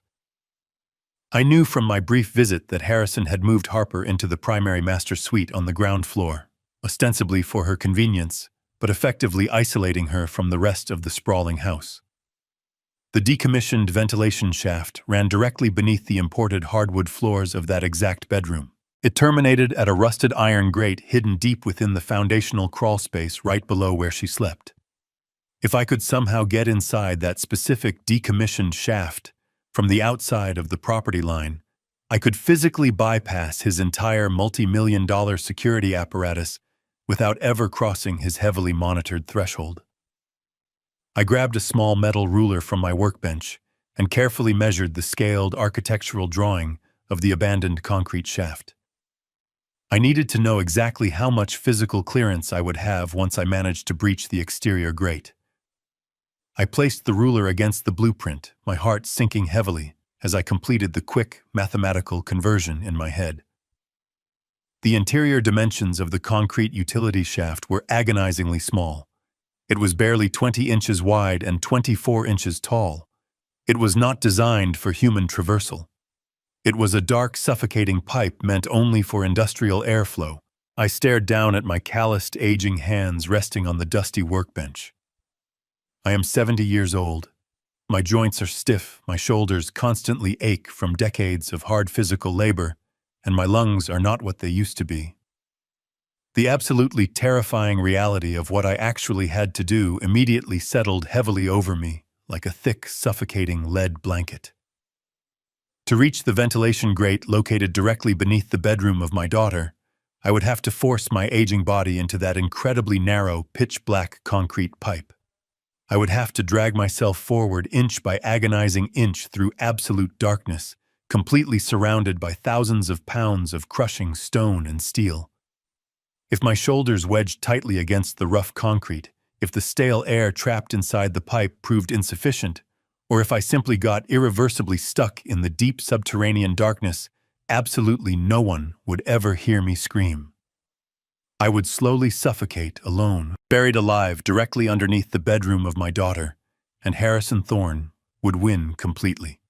I slowly lowered my heavy head into my violently trembling hands, finally realizing with absolute, deeply terrifying clarity that to save my only beautiful child, I was going to have to willingly crawl straight into a suffocating, claustrophobic concrete tomb. The morning sun was blinding by the time I finalized my desperate strategy. Digital hacking would fail against the massive defenses Harrison had installed. My only option was a physical breach during a controlled blackout. I drove to a municipal maintenance yard. It was easy to slip into the unsecured locker room while the shift crews dispatched their trucks. I borrowed a faded yellow water department uniform complete with a hard hat and reflective vest. It was perfect urban camouflage. No one questions an old man in a yellow vest holding a heavy wrench. I parked my sedan a quarter-mile down the hill from the Thorne estate. I put on the stolen uniform, grabbed my canvas tool bag, and began the grueling walk up the winding road. The midday heat was punishing, but I kept my head down, moving with the slow pace of a tired city worker. I approached the subterranean utility junction box located on public land outside the massive steel security gates. This box housed the main water supply lines and the primary electrical conduits feeding the backup generators. I knelt beside the steel access panel, snapping the cheap padlock with my pry bar. I pulled the metal cover aside, exposing a massive web of rubber pipes and copper wiring. By tampering with the high-pressure water valve and forcing a surge of pressurized water directly into the electrical conduit housing, I could trigger a short circuit. The resulting power surge would trip the main breakers at the municipal substation, knocking out the neighborhood grid. Harrison's system would detect the failure and switch to the backup generators. I had calculated the physical lag time. I would have exactly 10 minutes of darkness before the diesel generators, fully engaged, and rebooted the digital panopticon. I gripped the heavy steel water valve, taking a deep breath of summer air. I violently wrenched the heavy wheel, left snapping the pressure seal. A jet of highly pressurized water exploded outward, soaking my uniform instantly. I forcefully directed the stream straight into the electrical housing. The reaction was immediate and violently spectacular. A shower of bright blue sparks erupted from the wiring, followed by a loud crack that sounded like a rifle shot. The street lamps lining the road instantly died. I looked up the hill. The pulsing amber security lights surrounding the Thorne estate flickered before plunging into absolute darkness. The 10-minute countdown had begun. I grabbed my canvas bag and ran. I abandoned the methodical walk, sprinting through the tree line bordering the property. My 70-year-old lungs burned with every sharp breath, but adrenaline pushed me forward. I navigated the steep, rocky perimeter, moving rapidly through the thick brush until I reached the concrete retaining wall anchoring the eastern wing. I dropped to my knees, frantically digging my gloved hands into the damp soil accumulated at the base of the slab. I pushed aside layers of dead leaves and wet dirt until my fingers scraped against cold, rusted iron. It was the exterior grate of the decommissioned ventilation shaft. I jammed the flat edge of my steel pry bar behind the heavy iron rim. I braced my boots against the solid concrete wall, putting my entire body weight into the lever. The ancient rusted bolts shrieked in protest, the horrible sound echoing loudly in the silent, darkened forest. I gritted my teeth, pulling back with every ounce of strength I possessed in my aching shoulders. With a loud snap, the iron grate gave way, falling backward into the wet dirt. I aimed my flashlight into the narrow opening. The beam barely penetrated the thick, suffocating darkness. The square concrete tunnel was incredibly small, measuring 20 inches across. It looked like a crushing tomb. I took one last deep breath of the night air, forced my shoulders down, and pushed myself head-first into the pitch-black tunnel. The transition was shocking. The heavy concrete walls instantly pressed aggressively against my shoulders and hips, severely restricting my movement. The air inside the shaft was completely dead thick, with decades of accumulated dust and the metallic taste of old rust. I dragged myself forward, using my elbows and the tips of my boots, moving inch by agonizing inch into the crushing darkness. Every joint in my aging body screamed in violent protest. The rough concrete scraped mercilessly against my back, tearing through the fabric of my stolen uniform. The dense, unyielding walls felt like they were closing in on me, threatening to crush my chest and permanently bury me beneath the massive weight of the estate. Blinding panic began to rise in the back of my throat. My breathing became rapid and shallow, the thick dust clogging my desperate lungs. I stopped moving, squeezing my eyes shut in the total darkness. I was suffocating. I could not do this. I was too old, too frail, too terrified. But then, in the crushing silence of that dark concrete tomb, I remembered the beautiful face of my late wife, Evelyn. I remembered her holding Harper when she was just a fragile newborn baby. I remembered the fierce light in Evelyn's eyes, the undeniable promise we had both silently made to protect our little girl from every monster in the world. Evelyn would not quit. She would not let the darkness win. I opened my eyes in the pitch-black shaft. I swallowed the choking panic, forcing my breathing to slow down. I pushed my bloody elbows against the rough concrete and dragged my heavy body forward once again. I was coming for my daughter. I crawled for what felt like an eternity, losing all sense of time and physical direction in the suffocating blackness. Finally, my flashlight beam reflected off a solid barrier ahead of me. I had reached the end of the shaft. Directly above my head was a slatted metal vent leading straight up into the master bedroom.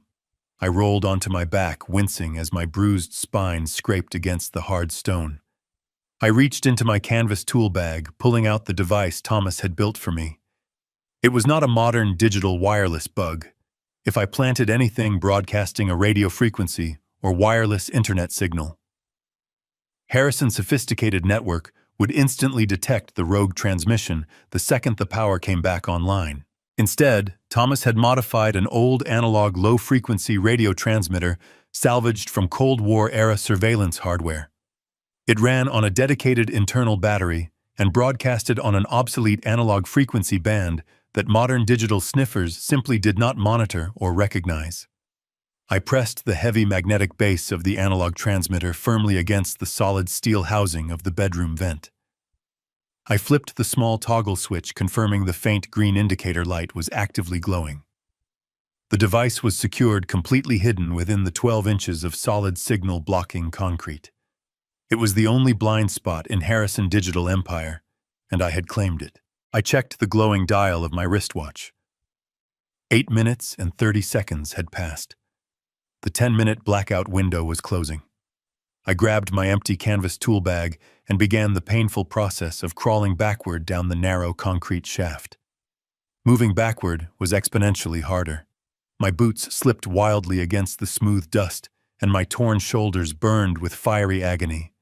I pushed frantically, knowing the diesel generators could engage at any given second. Suddenly, a deep mechanical vibration rumbled through the thick concrete walls surrounding me. A loud electronic hum filled the air. The blackout was over.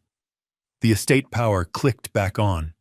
Directly behind me, deep inside the tunnel, a massive industrial ventilation fan violently shuddered to life. The heavy steel blades began spinning rapidly, pulling a hurricane-force suction of air through the narrow pipe. The deafening roar of the blades was terrifying. The powerful suction forcefully dragged my canvas bag backward toward the deadly shredding metal. I screamed, kicking my boots frantically against the walls, propelling my body backward with a burst of desperate adrenaline. My boots kicked empty air. I grabbed the exterior edge of the tunnel and threw my body backward out of the hole, landing heavily in the dirt, just as the roaring fan reached deadly velocity. I scrambled away from the dark opening covered in mud, blood, and concrete dust. I lay flat on my back, gasping for air, staring up at the pulsing amber security lights that had just re-illuminated the massive property. I had planted the bug. I had survived the tunnel. But as I rolled over to crawl back toward the dark forest, a blinding white flashlight beam cut through the trees, locking onto my face. "Hey!" a deep, aggressive voice shouted loudly through the dark woods. "Stay exactly where you are. Do not move a single muscle." I froze completely in the mud, staring blindly into the harsh, piercing light. I had successfully breached the digital fortress, but I failed to escape the physical perimeter. I was caught. The intense, blinding white light pinned me aggressively to the cold, damp earth. I squeezed my eyes shut tightly, raising a trembling, muddy hand to shield my face from the harsh glare. The towering security contractor stepped out from the thick shadows, his hand resting menacingly on the dark grip of his holstered weapon. "What in the hell are you doing out here, old man?" he demanded, his deep voice slicing sharply through the freezing cold night air. I forced my breathing to slow, leaning heavily on my age and the stolen yellow municipal utility uniform. I let out a loud, ragged groan of pain, slowly pushing myself up into a clumsy, seated position. The main pressure valve completely blew out. I grumbled, injecting my voice with the perfect mix of exhaustion and irritation. The entire neighborhood grid shorted out when the water hit the electrical conduits. I was checking the perimeter drains to make sure the runoff was not flooding the basement. The guard kept the blinding light fixed on my face for a long moment. He scanned the canvas tool bag slung across my chest, the reflective yellow stripes of my vest, and the dirt-caked boots I was wearing. The estate had just suffered a power failure, making my fabricated story incredibly plausible. "You are trespassing on private property," the guard barked, though the tension in his posture softened by a fraction. "The perimeter is completely secure. Get your gear and get back to the public road immediately before I call the local authorities." I nodded my head, slowly offering him a tired, apologetic wave. "Just doing my job tonight, buddy. I will get right out of your hair." I turned my back, forcing myself to walk at a slow pace down the rocky hill, resisting every instinct that told me to sprint. I felt his flashlight tracking my movements until I crossed back over the property line. I reached my sedan, threw the canvas bag into the trunk, and immediately drove away from the wealthy suburbs. I navigated the dark roads until I reached a desolate commercial parking lot about 1 mile away from the sprawling estate. Thomas was waiting for me there, sitting quietly in the driver's seat of an unmarked matte black surveillance van. I parked my car, climbed into the back of his heavily modified vehicle, and locked the doors behind me. The interior of the van was completely stripped of standard seating, replaced by a bank of glowing monitors, audio receivers, and complex decryption hardware. "Did you plant the hardware?" Thomas asked, his eyes never leaving the glowing green waves of an audio frequency analyzer. I nodded, wiping a smear of dried mud from my forehead. "It is secured directly beneath her bedroom floorboards. It is encased in 12 inches of solid concrete." "Turn it on." Thomas flipped a sequence of heavy metal toggle switches on the main control board. He slowly twisted a large analog tuning dial, filtering out the heavy digital noise of the surrounding city. For a few tense, agonizing moments, the speakers only broadcasted a harsh, abrasive wall of white static. Then quite suddenly, the static broke. It was not the crystal-clear, flawless audio of a modern digital stream. It was scratchy, heavily distorted, and washed in a faint, continuous analog hiss. But through that veil of vintage radio interference, the unmistakable sound of a heavy door slamming shut echoed loudly inside the small van. I held my breath, leaning forward until my face was merely inches away from the primary speaker. Harper Harrison's voice crackled through the analog speaker.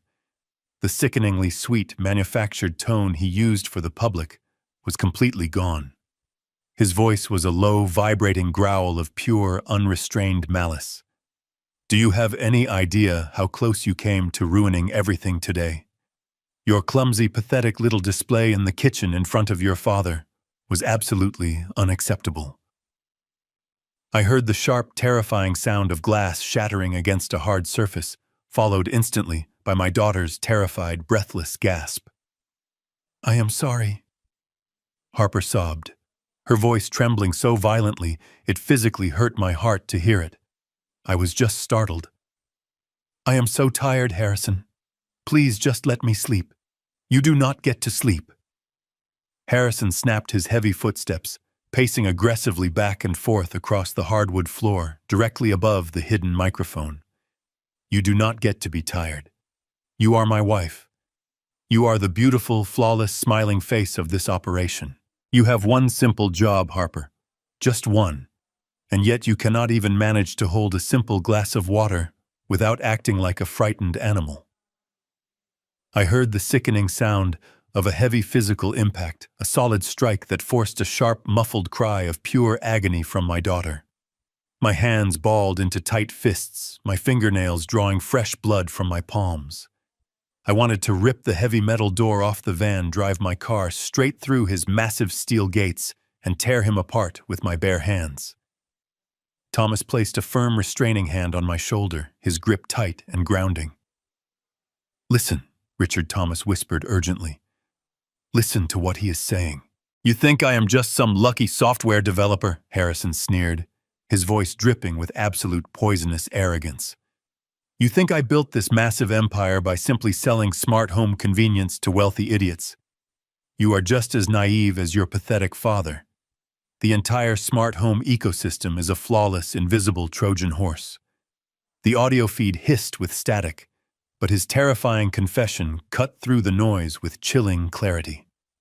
Every single politician, every rival, corporate executive, and every wealthy elite who purchased my proprietary security system unwittingly paid me millions of dollars to wiretap their own private sanctuaries. The system does not just regulate the temperature and turn on the lights, Harper. It actively records every single whispered conversation, every illicit affair, and every corrupt backroom deal. The thermal imaging cameras, the biometric scanners, and the wireless network sniffers harvest a continuous stream of deeply compromising data. I have compiled massive encrypted digital dossiers on the most powerful, influential men in this country. I do not sell software, Harper. I sell silence. I run the largest, most sophisticated, and entirely invisible blackmail ring in the modern world. My blood ran completely cold. The sprawling $12 million estate was not a testament to his legitimate technological genius. It was a massive, highly fortified command center for a staggering criminal enterprise. The millions of dollars moving through the offshore wire transfers on the decrypted USB drive were not legitimate corporate profits. They were extortion payments. They were massive sums of untraceable blood money, extorted directly from powerful men who were absolutely terrified of having their darkest secrets exposed to the public. Harrison Thorne was not a tech visionary. He was a digital parasite feeding on the corruption of the elite. "And you," Harrison continued, his voice dropping to a sinister, mocking whisper, "you had to go snooping where you did not belong. You were just looking for your stupid wedding registry documents, and you managed to stumble blindly into the primary physical server room. You saw the ledger. You saw the video files. You saw exactly what I truly am." A very heavy, suffocating silence filled the audio feed, broken only by Harper's quiet, desperate weeping. "That is exactly why we rushed the wedding, my sweet, beautiful bride," Harrison said, his tone thick with cruel satisfaction. "I could not simply dispose of you after you discovered the truth. It would have drawn far too much unwanted attention. But a legal marriage solves everything.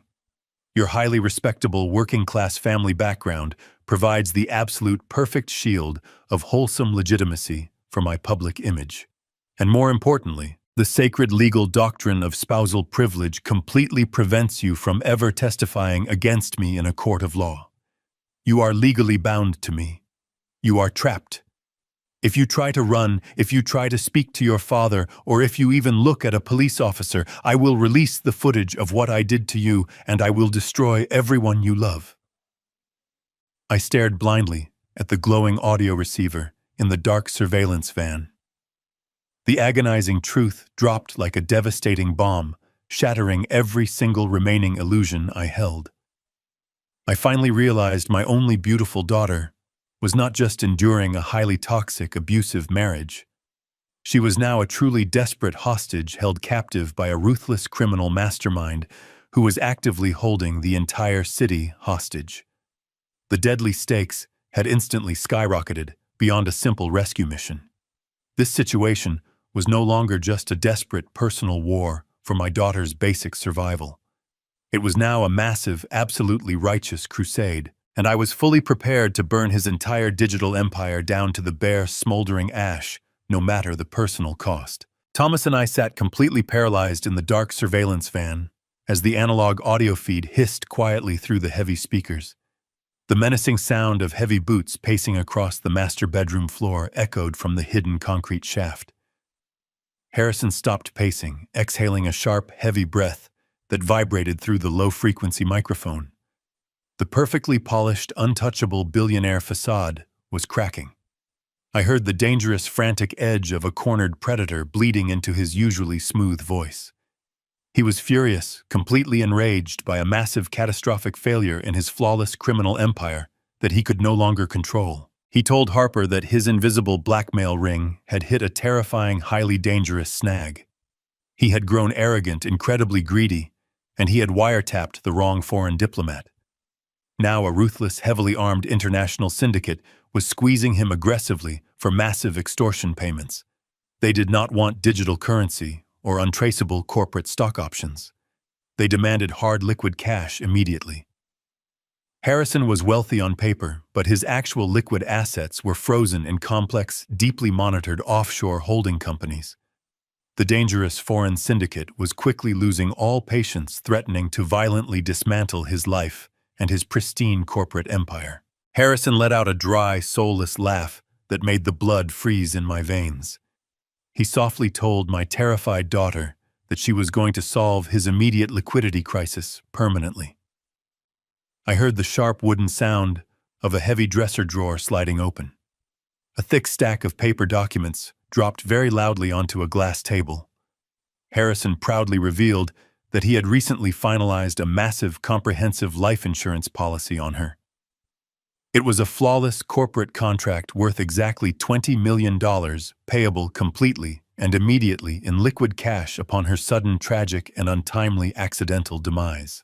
He laid out his gruesome, highly calculated murder plot with the terrifying cold precision of a corporate boardroom presentation.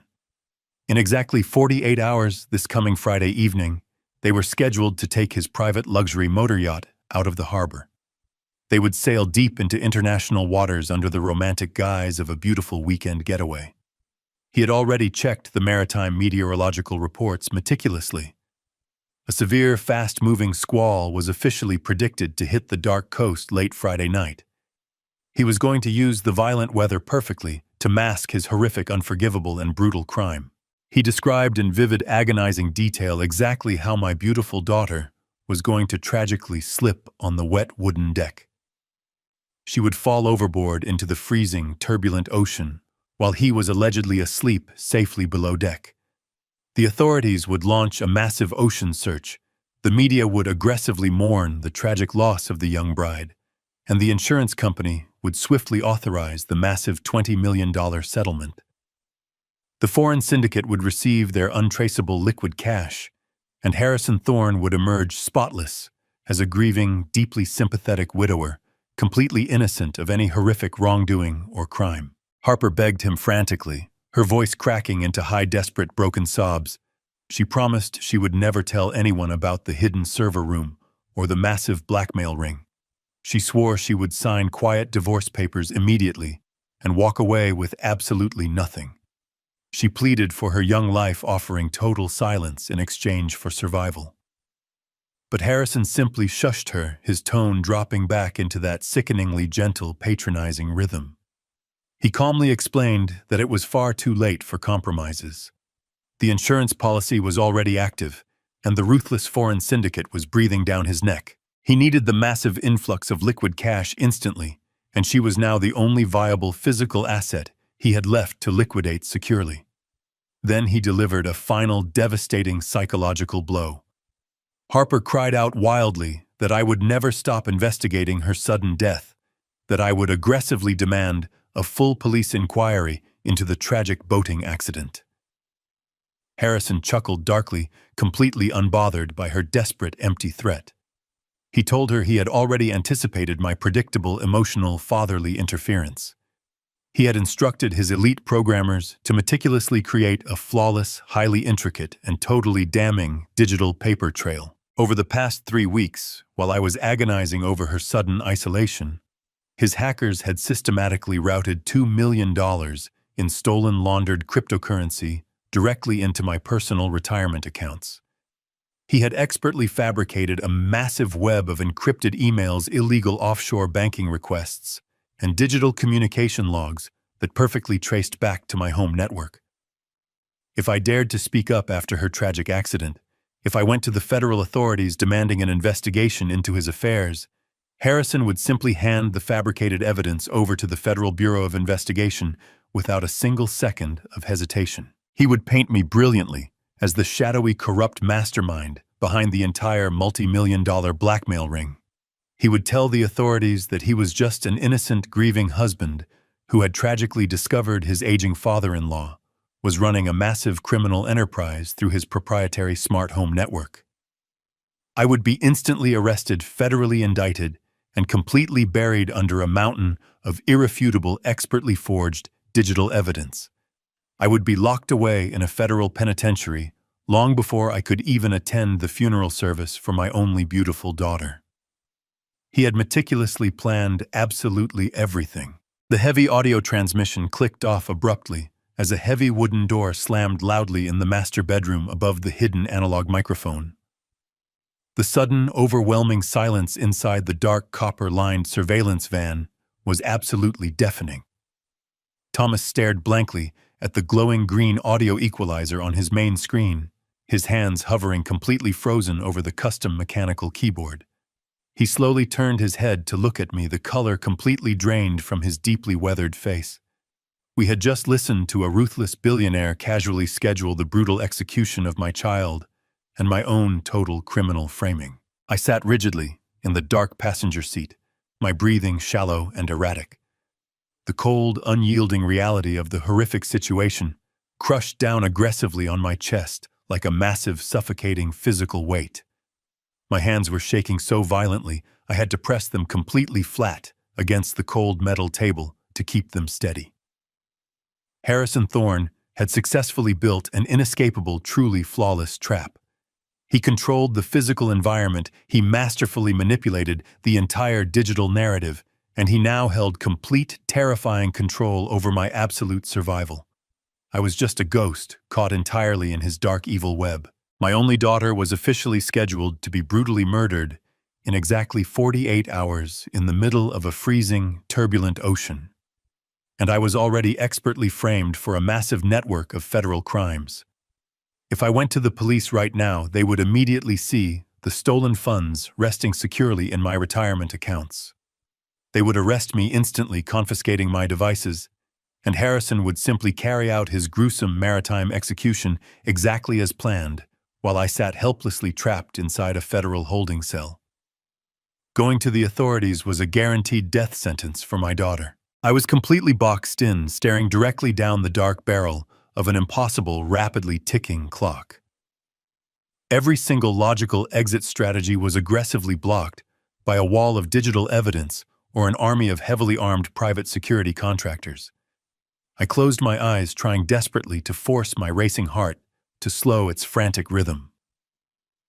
The image of Harper's terrified face flashed vividly in my mind. She was completely isolated inside that cold glass fortress, knowing she had only 2 short days left to live, waiting for a father who was currently powerless to break down the heavy doors. Thomas cleared his dry throat, the rough sound breaking the heavy tension filling the van. "Richard," he whispered, his voice incredibly tight with raw fear. "We cannot fight this digitally. His network will flag any defensive maneuvers we attempt, and the federal framing is already firmly in place. If we move against him through traditional legal channels, you will be in handcuffs by midnight, and Harper will be thrown overboard on Friday. We need a completely invisible analog strategy. We need to physically extract her from that estate before they reach the marina, and we must simply vanish completely forever." I opened my eyes, the crushing despair slowly hardening into a cold, terrifying resolve. I was not going to let that monster drown my child, and I was not going to rot in a federal prison for his crimes.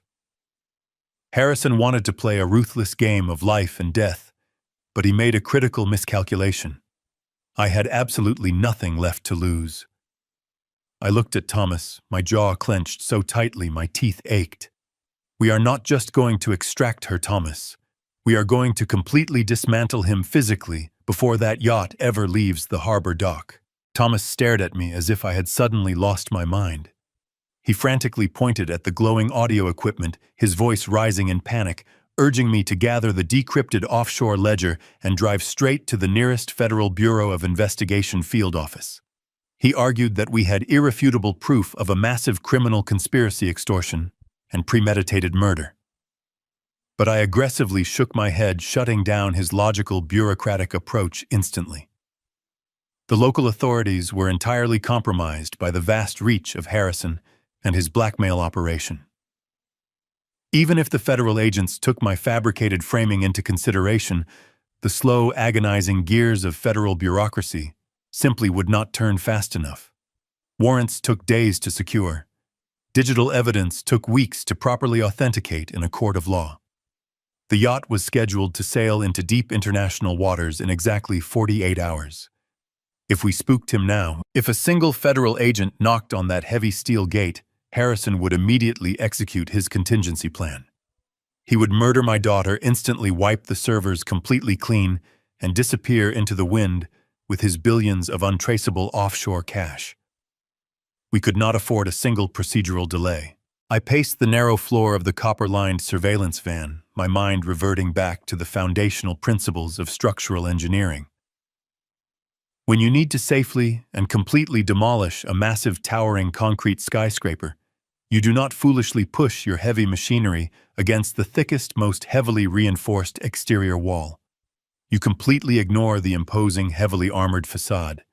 Instead, you meticulously analyze the hidden skeleton of the building to find the primary structural load point. You locate the single highly stressed pillar that carries the absolute maximum weight of the entire structure. If you strategically shatter that specific pillar, The immense crushing weight of the building itself will do the rest of the destructive work for you. Harrison Thorne had built a flawless digital fortress, but his massive inflated ego was his ultimate load-bearing pillar. His absolute arrogance, his deep-seated belief that everyone else was fundamentally inferior and entirely predictable, was the singular fragile point where his entire empire was highly vulnerable to a catastrophic total collapse. I just needed to use his own overwhelming vanity directly against him.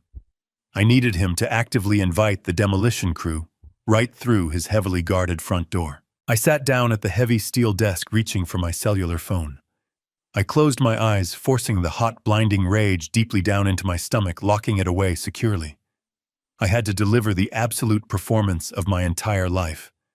I had to become the exact pathetic, broken, and completely clueless old man that Harrison so thoroughly believed me to be. I dialed his direct personal number, my thumb trembling slightly as the phone began to ring. He answered on the fourth ring, his voice smooth, confident, and dripping with that same manufactured artificial warmth. "Richard, what a completely unexpected surprise to hear from you so soon after your unannounced visit." I took a deep, shuddering breath, deliberately injecting a pathetic, wet quaver into my aging voice. "Harrison," I began, letting a soft, authentic-sounding sob break through my words. "I am calling to sincerely apologize.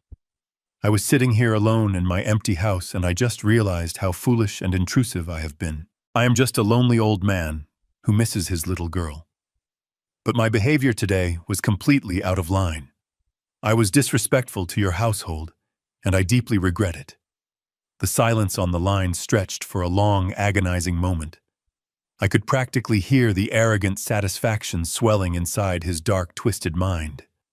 He loved hearing me beg. He loved the absolute submission. "Well," Richard Harrison finally replied, his tone heavy with sickening magnanimity, "I appreciate your apology. Marriage is a delicate transition, and we simply need our private space to establish our new life together." I pressed forward, pouring every ounce of pathetic desperation I could muster into the phone. "I know, Harrison. I know you are a brilliant, busy man, and you provide a wonderful life for my daughter. I just want to make things right between us. I want to build a real bond with my new son-in-law. I heard Harper mention you were taking the private yacht out this coming Friday for a weekend cruise. Please, Harrison, let me come along. Just for the weekend. I promise I will stay out of your way. I just want to see my daughter smile, and I want to genuinely toast to your new marriage.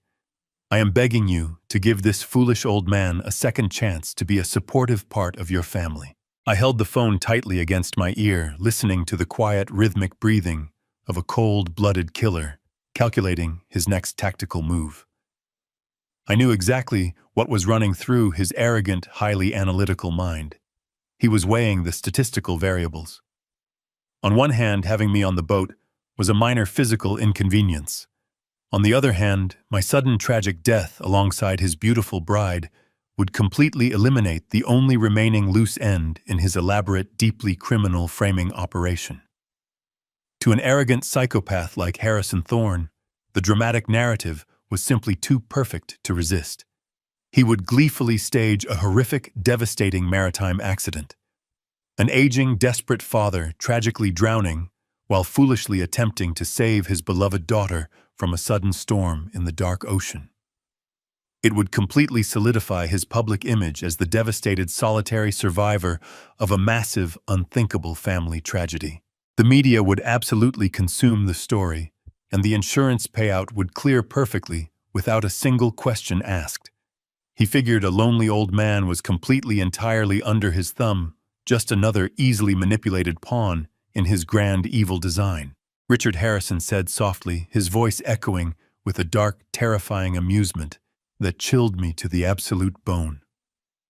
"I think that is a truly wonderful idea.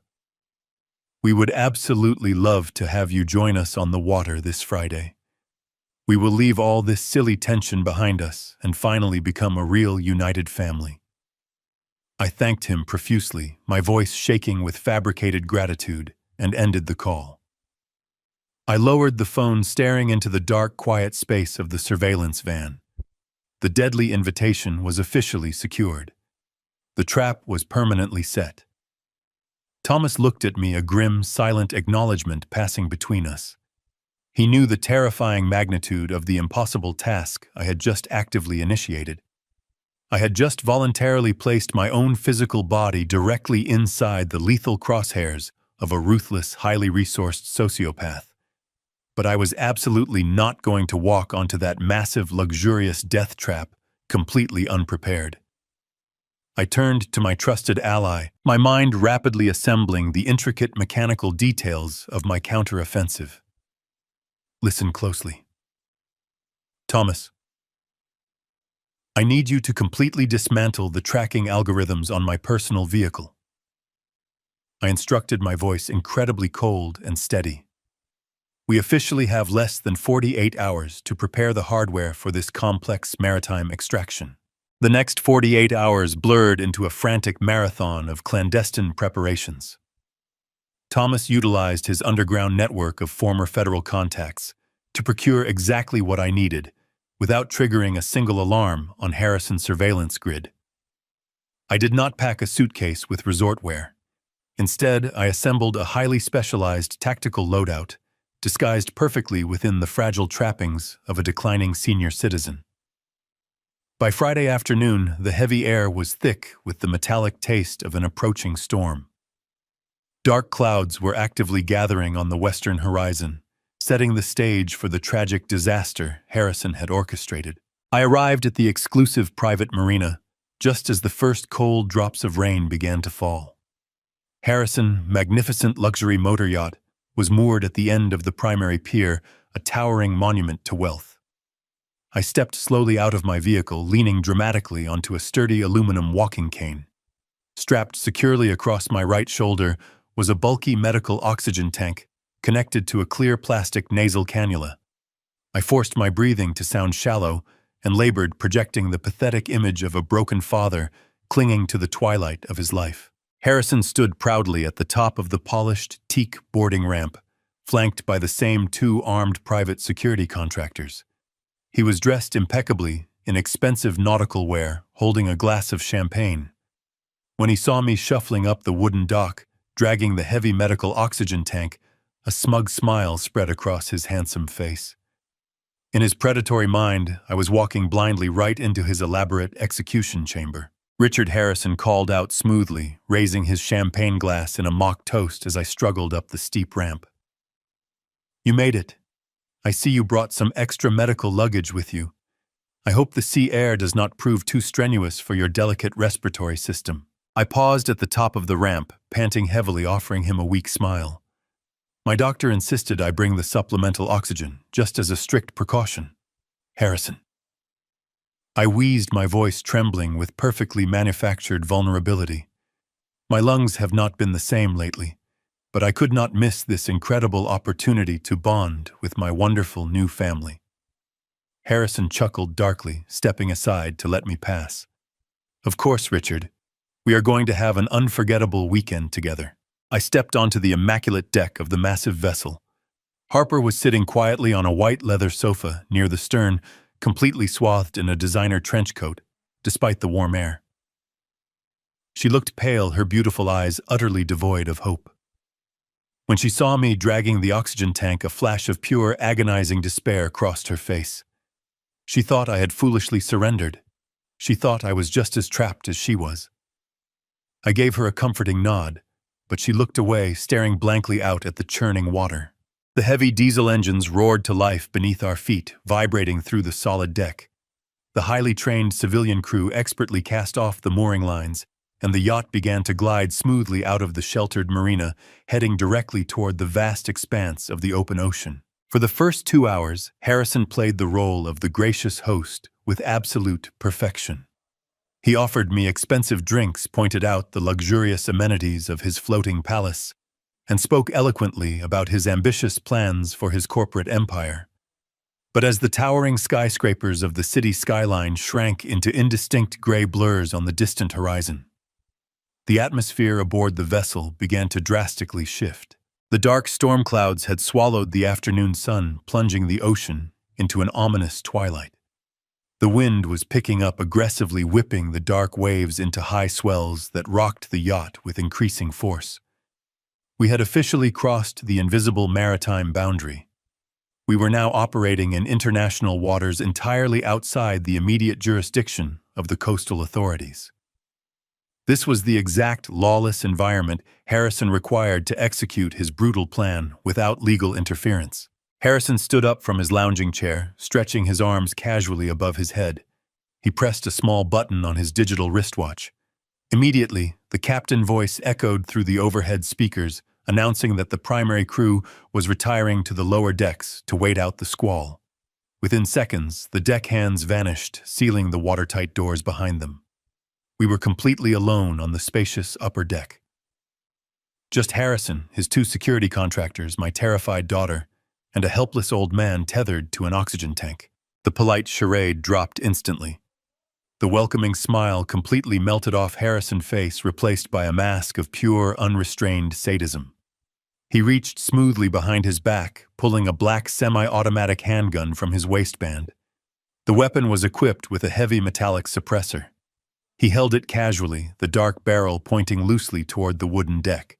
The two security guards stepped forward simultaneously, fanning out to block the port and starboard exits. Their hands rested firmly on their holstered weapons, their eyes scanning the churning ocean to ensure there were absolutely no witnesses for miles. Harper let out a terrified scream, instinctively curling her body tightly into the corner of the white leather sofa. I dropped my walking cane. It clattered onto the polished teak deck. I let out a loud gasp, clutching my chest as if the shock was triggering a massive cardiac event. Harrison laughed. It was a joyless sound that cut right through the howling wind. "Look at you, Richard," he sneered, closing the distance between us. "You are completely pathetic. I thought a man who built skyscrapers might possess at least a fraction of intelligence. But you are just a sentimental, foolish old man. You walked up my boarding ramp and begged me to bring you out to your watery grave. I did not even have to force you. You practically carried your own tombstone onto my boat." "Please, Harrison," I stammered, backing away slowly, forcing my hands to shake wildly. "I just wanted to see my daughter. Whatever she has done, please let her go. I will give you whatever you want."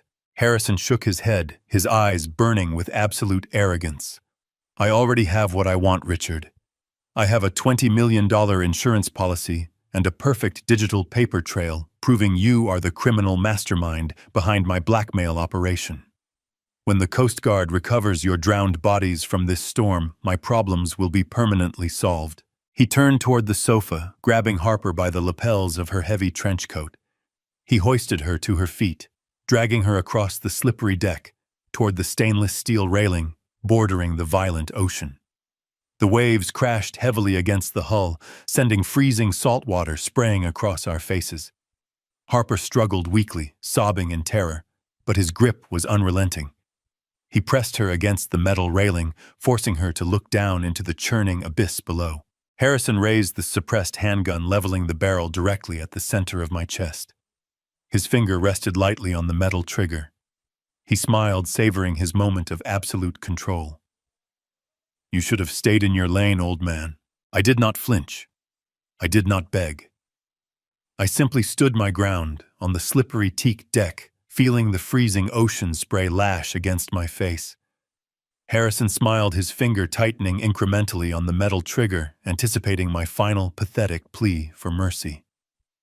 Harper squeezed her eyes shut, sobbing into her hands, completely paralyzed by the sheer terror of the moment.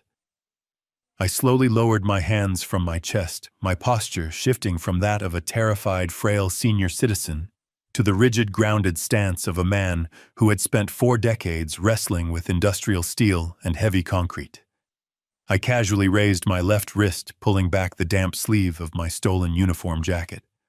I looked down at the glowing dial of my wristwatch, watching the second hand tick forward with absolute precision. "You honestly believe I am just a foolish old man, Harrison," I said, my voice completely stripped of the pathetic, trembling weakness I had meticulously manufactured all day. I let out a sharp, genuine laugh that easily cut through the howling wind.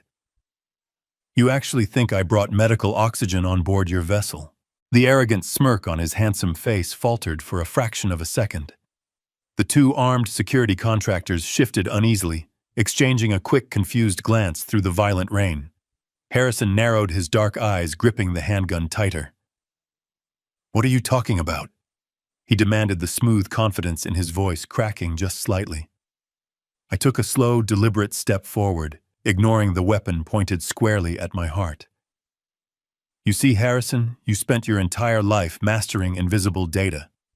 You built an empire by manipulating wireless signals and digital algorithms. But you fundamentally failed to respect the absolute, undeniable reality of physical mechanics. When I first boarded your magnificent floating palace this afternoon, I put on quite a show. I dramatically stumbled near the primary lower deck access hatch. I wheezed, I coughed, and I leaned heavily against the brass railing right above your primary ventilation shafts. But I was not struggling to breathe. I was covertly feeding a highly pressurized, transparent rubber hose directly down into the primary saltwater cooling intake manifold of your massive diesel engines. And this heavy steel cylinder strapped to my aching back does not contain compressed medical oxygen. It is completely filled to the brim with a highly concentrated, delayed reaction, industrial-grade corrosive acid. I specifically formulated the chemical compound myself in my garage. It takes exactly 2 hours and 15 minutes for the acid to completely eat through the reinforced steel housing of an active high-temperature engine block. I looked back down at the ticking watch on my wrist, a cold, ruthless smile spreading across my face. And our time is officially up. Before Harrison could even process the words I had just spoken, a massive, catastrophic explosion violently rocked the entire vessel. The heavy teak deck violently lurched beneath our boots, throwing the two armed security guards completely off balance. A deafening metallic screech erupted from the lower engine room, followed instantly by the terrifying sound of heavy machinery forcefully tearing itself apart. Thick, suffocating plumes of toxic black smoke immediately billowed out from the lower ventilation grates, choking the turbulent ocean air. The corrosive acid had perfectly breached the highly pressurized cooling systems, causing the twin diesel engines to violently overheat and detonate within their confined steel chambers. The sophisticated electrical grid of the multi-million-dollar yacht fried instantly. The glowing navigation panels, the digital communication arrays, and the localized wireless security network immediately went completely dark. We were plunged into the chaotic gray twilight of the storm, entirely stripped of power. The vessel groaned heavily as a secondary internal explosion breached the lower hull.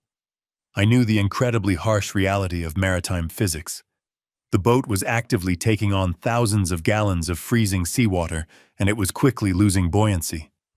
The two security contractors panicked, completely abandoning their tactical positions.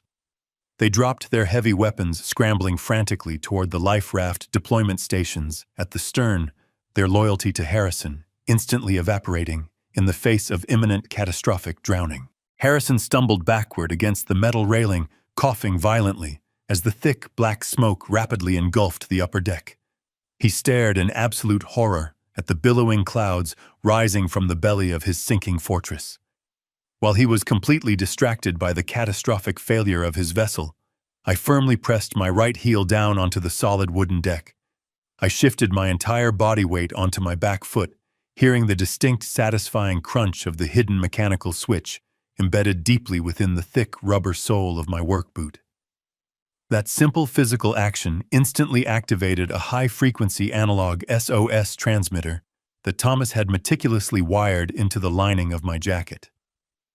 The device immediately fired an unstoppable, continuous analog pulse directly up to a secure military satellite relay orbiting high above the storm clouds.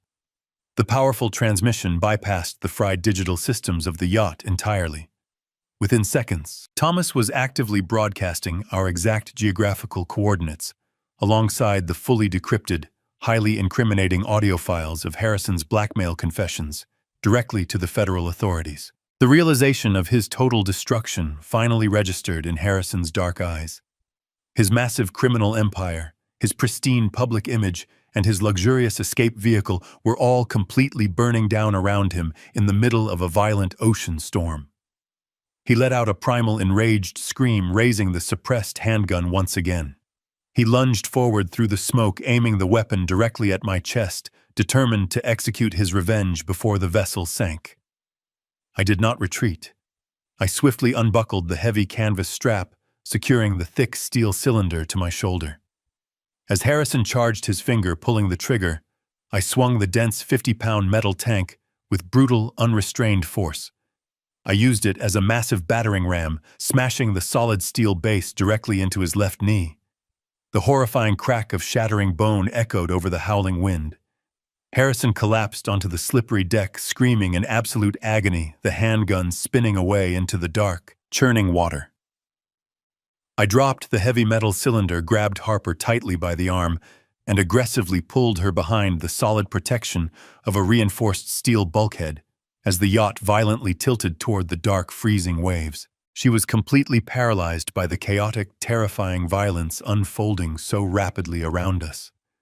The freezing rain lashed down upon the sinking vessel, washing the thick black smoke across the heavily slanted deck. Harrison writhed pitifully on the ground, clutching his shattered leg as the cold seawater began washing over the lower rails. I held my beautiful daughter incredibly close to my pounding chest, shielding her entirely from the howling, relentless storm. I knew the federal agents were already dispatching rescue helicopters toward our exact coordinates. His invisible multi-million-dollar empire was completely dead, and my long, agonizing war to finally bring my child back home was officially over. We just had to wait for the arrival of the inevitable, heavily armed federal cavalry to pull us from the dark, freezing water. We crouched behind the cold steel bulkhead as the freezing ocean water rapidly surrounded our boots. The crippled vessel groaned under the immense pressure of the violent storm. Harper buried her face against my shoulder, trembling uncontrollably, while thick black smoke continued pouring from the ruined lower decks. Harrison was still screaming in the distance, his pathetic cries of pain completely swallowed by the deafening roar of the wind. Then I heard it. A deep rhythmic thumping sound cut through the heavy tempest. It was not the mechanical failure of the dying yacht. It was heavy military-grade rotor blades. Through the dark, swirling smoke and driving rain, massive floodlights pierced the darkness, illuminating the slanted teak deck with blinding white beams. 2 United States Coast Guard helicopters hovered steadily directly above our sinking vessel. The turbulent downdraft from the massive rotors whipped the ocean spray into a violent frenzy. Before Harrison or his terrified security contractors could even comprehend what was happening, thick black ropes dropped rapidly from the hovering aircraft. Heavily armed federal tactical agents fast-roped onto the slick wooden deck with absolute terrifying precision. They moved with flawless tactical efficiency, their heavy assault rifles raised high. They swarmed the upper deck in a matter of seconds. The 2 private security contractors instantly dropped to their knees, throwing their empty hands high into the air, completely surrendering without firing a single defensive shot.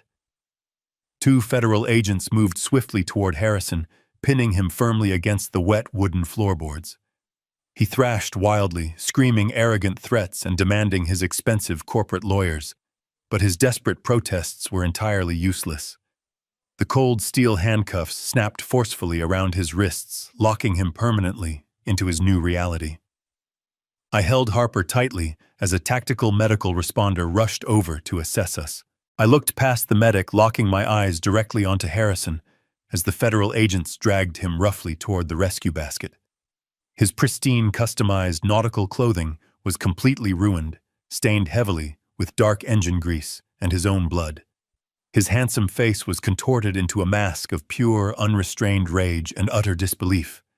He stared back at me, his arrogant mind clearly fracturing, as he tried to comprehend the absolute totality of his defeat.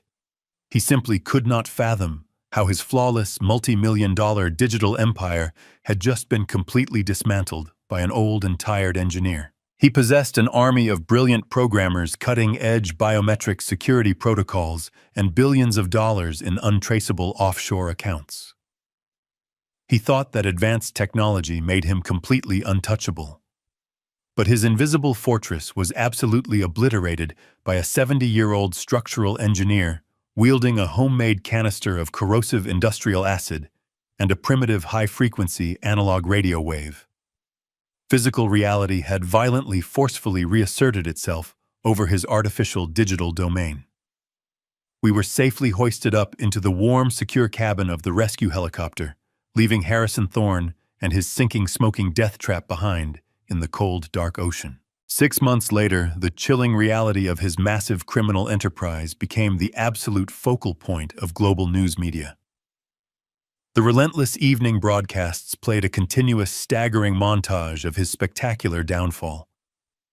Harrison Thorne, the celebrated billionaire tech visionary, was completely stripped of his pristine public armor. He sat inside a sterile federal courtroom, wearing a shapeless orange prison uniform, looking incredibly small and entirely ordinary. He was formally facing multiple consecutive life sentences in a maximum security federal penitentiary without the absolute possibility of parole. The mountain of irrefutable digital evidence against him was completely, entirely, truly staggering. The federal authorities had successfully recovered the encrypted digital ledgers, exposing a massive, deeply sinister cyber extortion syndicate that spanned the entire globe. He was formally indicted for countless federal charges of systemic wire fraud, international blackmail, and the premeditated attempted murder of my daughter. Thomas had proven to be the ultimate invisible guardian angel. The brilliant analog data transmission he successfully relayed to the military satellite had completely cleared my name before the authorities even processed the massive digital frame-up Harrison had meticulously designed. The expert decryption of the hidden offshore financial ledgers destroyed Harrison completely and entirely. This crucial evidence allowed the federal government to immediately freeze and seize every single corrupted asset Harrison possessed. His $12 million fortress was seized, his offshore accounts were permanently frozen, and the corrupt politicians he had actively blackmailed were completely exposed to the harsh light of public justice. The monster was finally locked away inside a concrete cell that no amount of digital hacking could ever open. The gentle, warm breeze of the early autumn afternoon rustled quietly through the ancient pine trees surrounding my modest, quiet property. I sat peacefully on the solid, sturdy wooden bench resting outside. Holding a steaming mug of fresh coffee, I looked at Harper sitting closely beside me. A soft, incredibly thick knitted blanket wrapped warmly around her shoulders. She was completely safe. The horrible dark purple bruises that had once marred her beautiful face were entirely gone, replaced by the slow, returning glow of genuine health and profound peace. She was actively attending specialized trauma therapy every single week, courageously doing the incredibly difficult emotional work required to slowly heal her deeply wounded spirit. It was a long, challenging journey, but the terrified, broken hostage I had rescued was completely gone forever. In her place was a profoundly strong, incredibly resilient young woman who was finally reclaiming her stolen life. She rested her head gently against my shoulder, letting out a long, contented sigh as we watched a small family of deer graze peacefully at the distant edge of the forest. The overwhelming darkness that had completely suffocated our family was permanently banished. I looked out over the quiet, peaceful landscape, feeling a profound sense of absolute closure settling deeply within my aging bones. I did not possess billions of dollars, an elite private army of armed contractors, or sophisticated digital spyware. I was just an aging man with stiff joints and calloused hands. But I possessed something incredibly powerful that Harrison Thorne could never possibly comprehend. I possessed the unyielding, absolute structural integrity of a father defending his child. The heavy love of a parent is an unbreakable foundation that can easily withstand the most violent storms. We had survived the nightmare, the physical world, the heavy, undeniable weight of concrete steel, and genuine human connection had absolutely crushed his artificial digital illusions. I took a deep, calming breath of the crisp autumn air and feeling truly alive for the first time. Never ignore the quiet, subtle signs of a collapsing foundation. When the people you love suddenly change, pay close attention to the structural shifts hiding just beneath the surface. Look for the invisible fractures and the heavy burdens they are carrying entirely alone. Protect your family with the unyielding strength of solid steel and deeply reinforced concrete. Do not let artificial barriers block you from discovering the genuine truth. And most importantly, as you navigate this beautiful, complicated world, please remember my final warning. Never ever underestimate a determined old man who has absolutely nothing left to lose in life.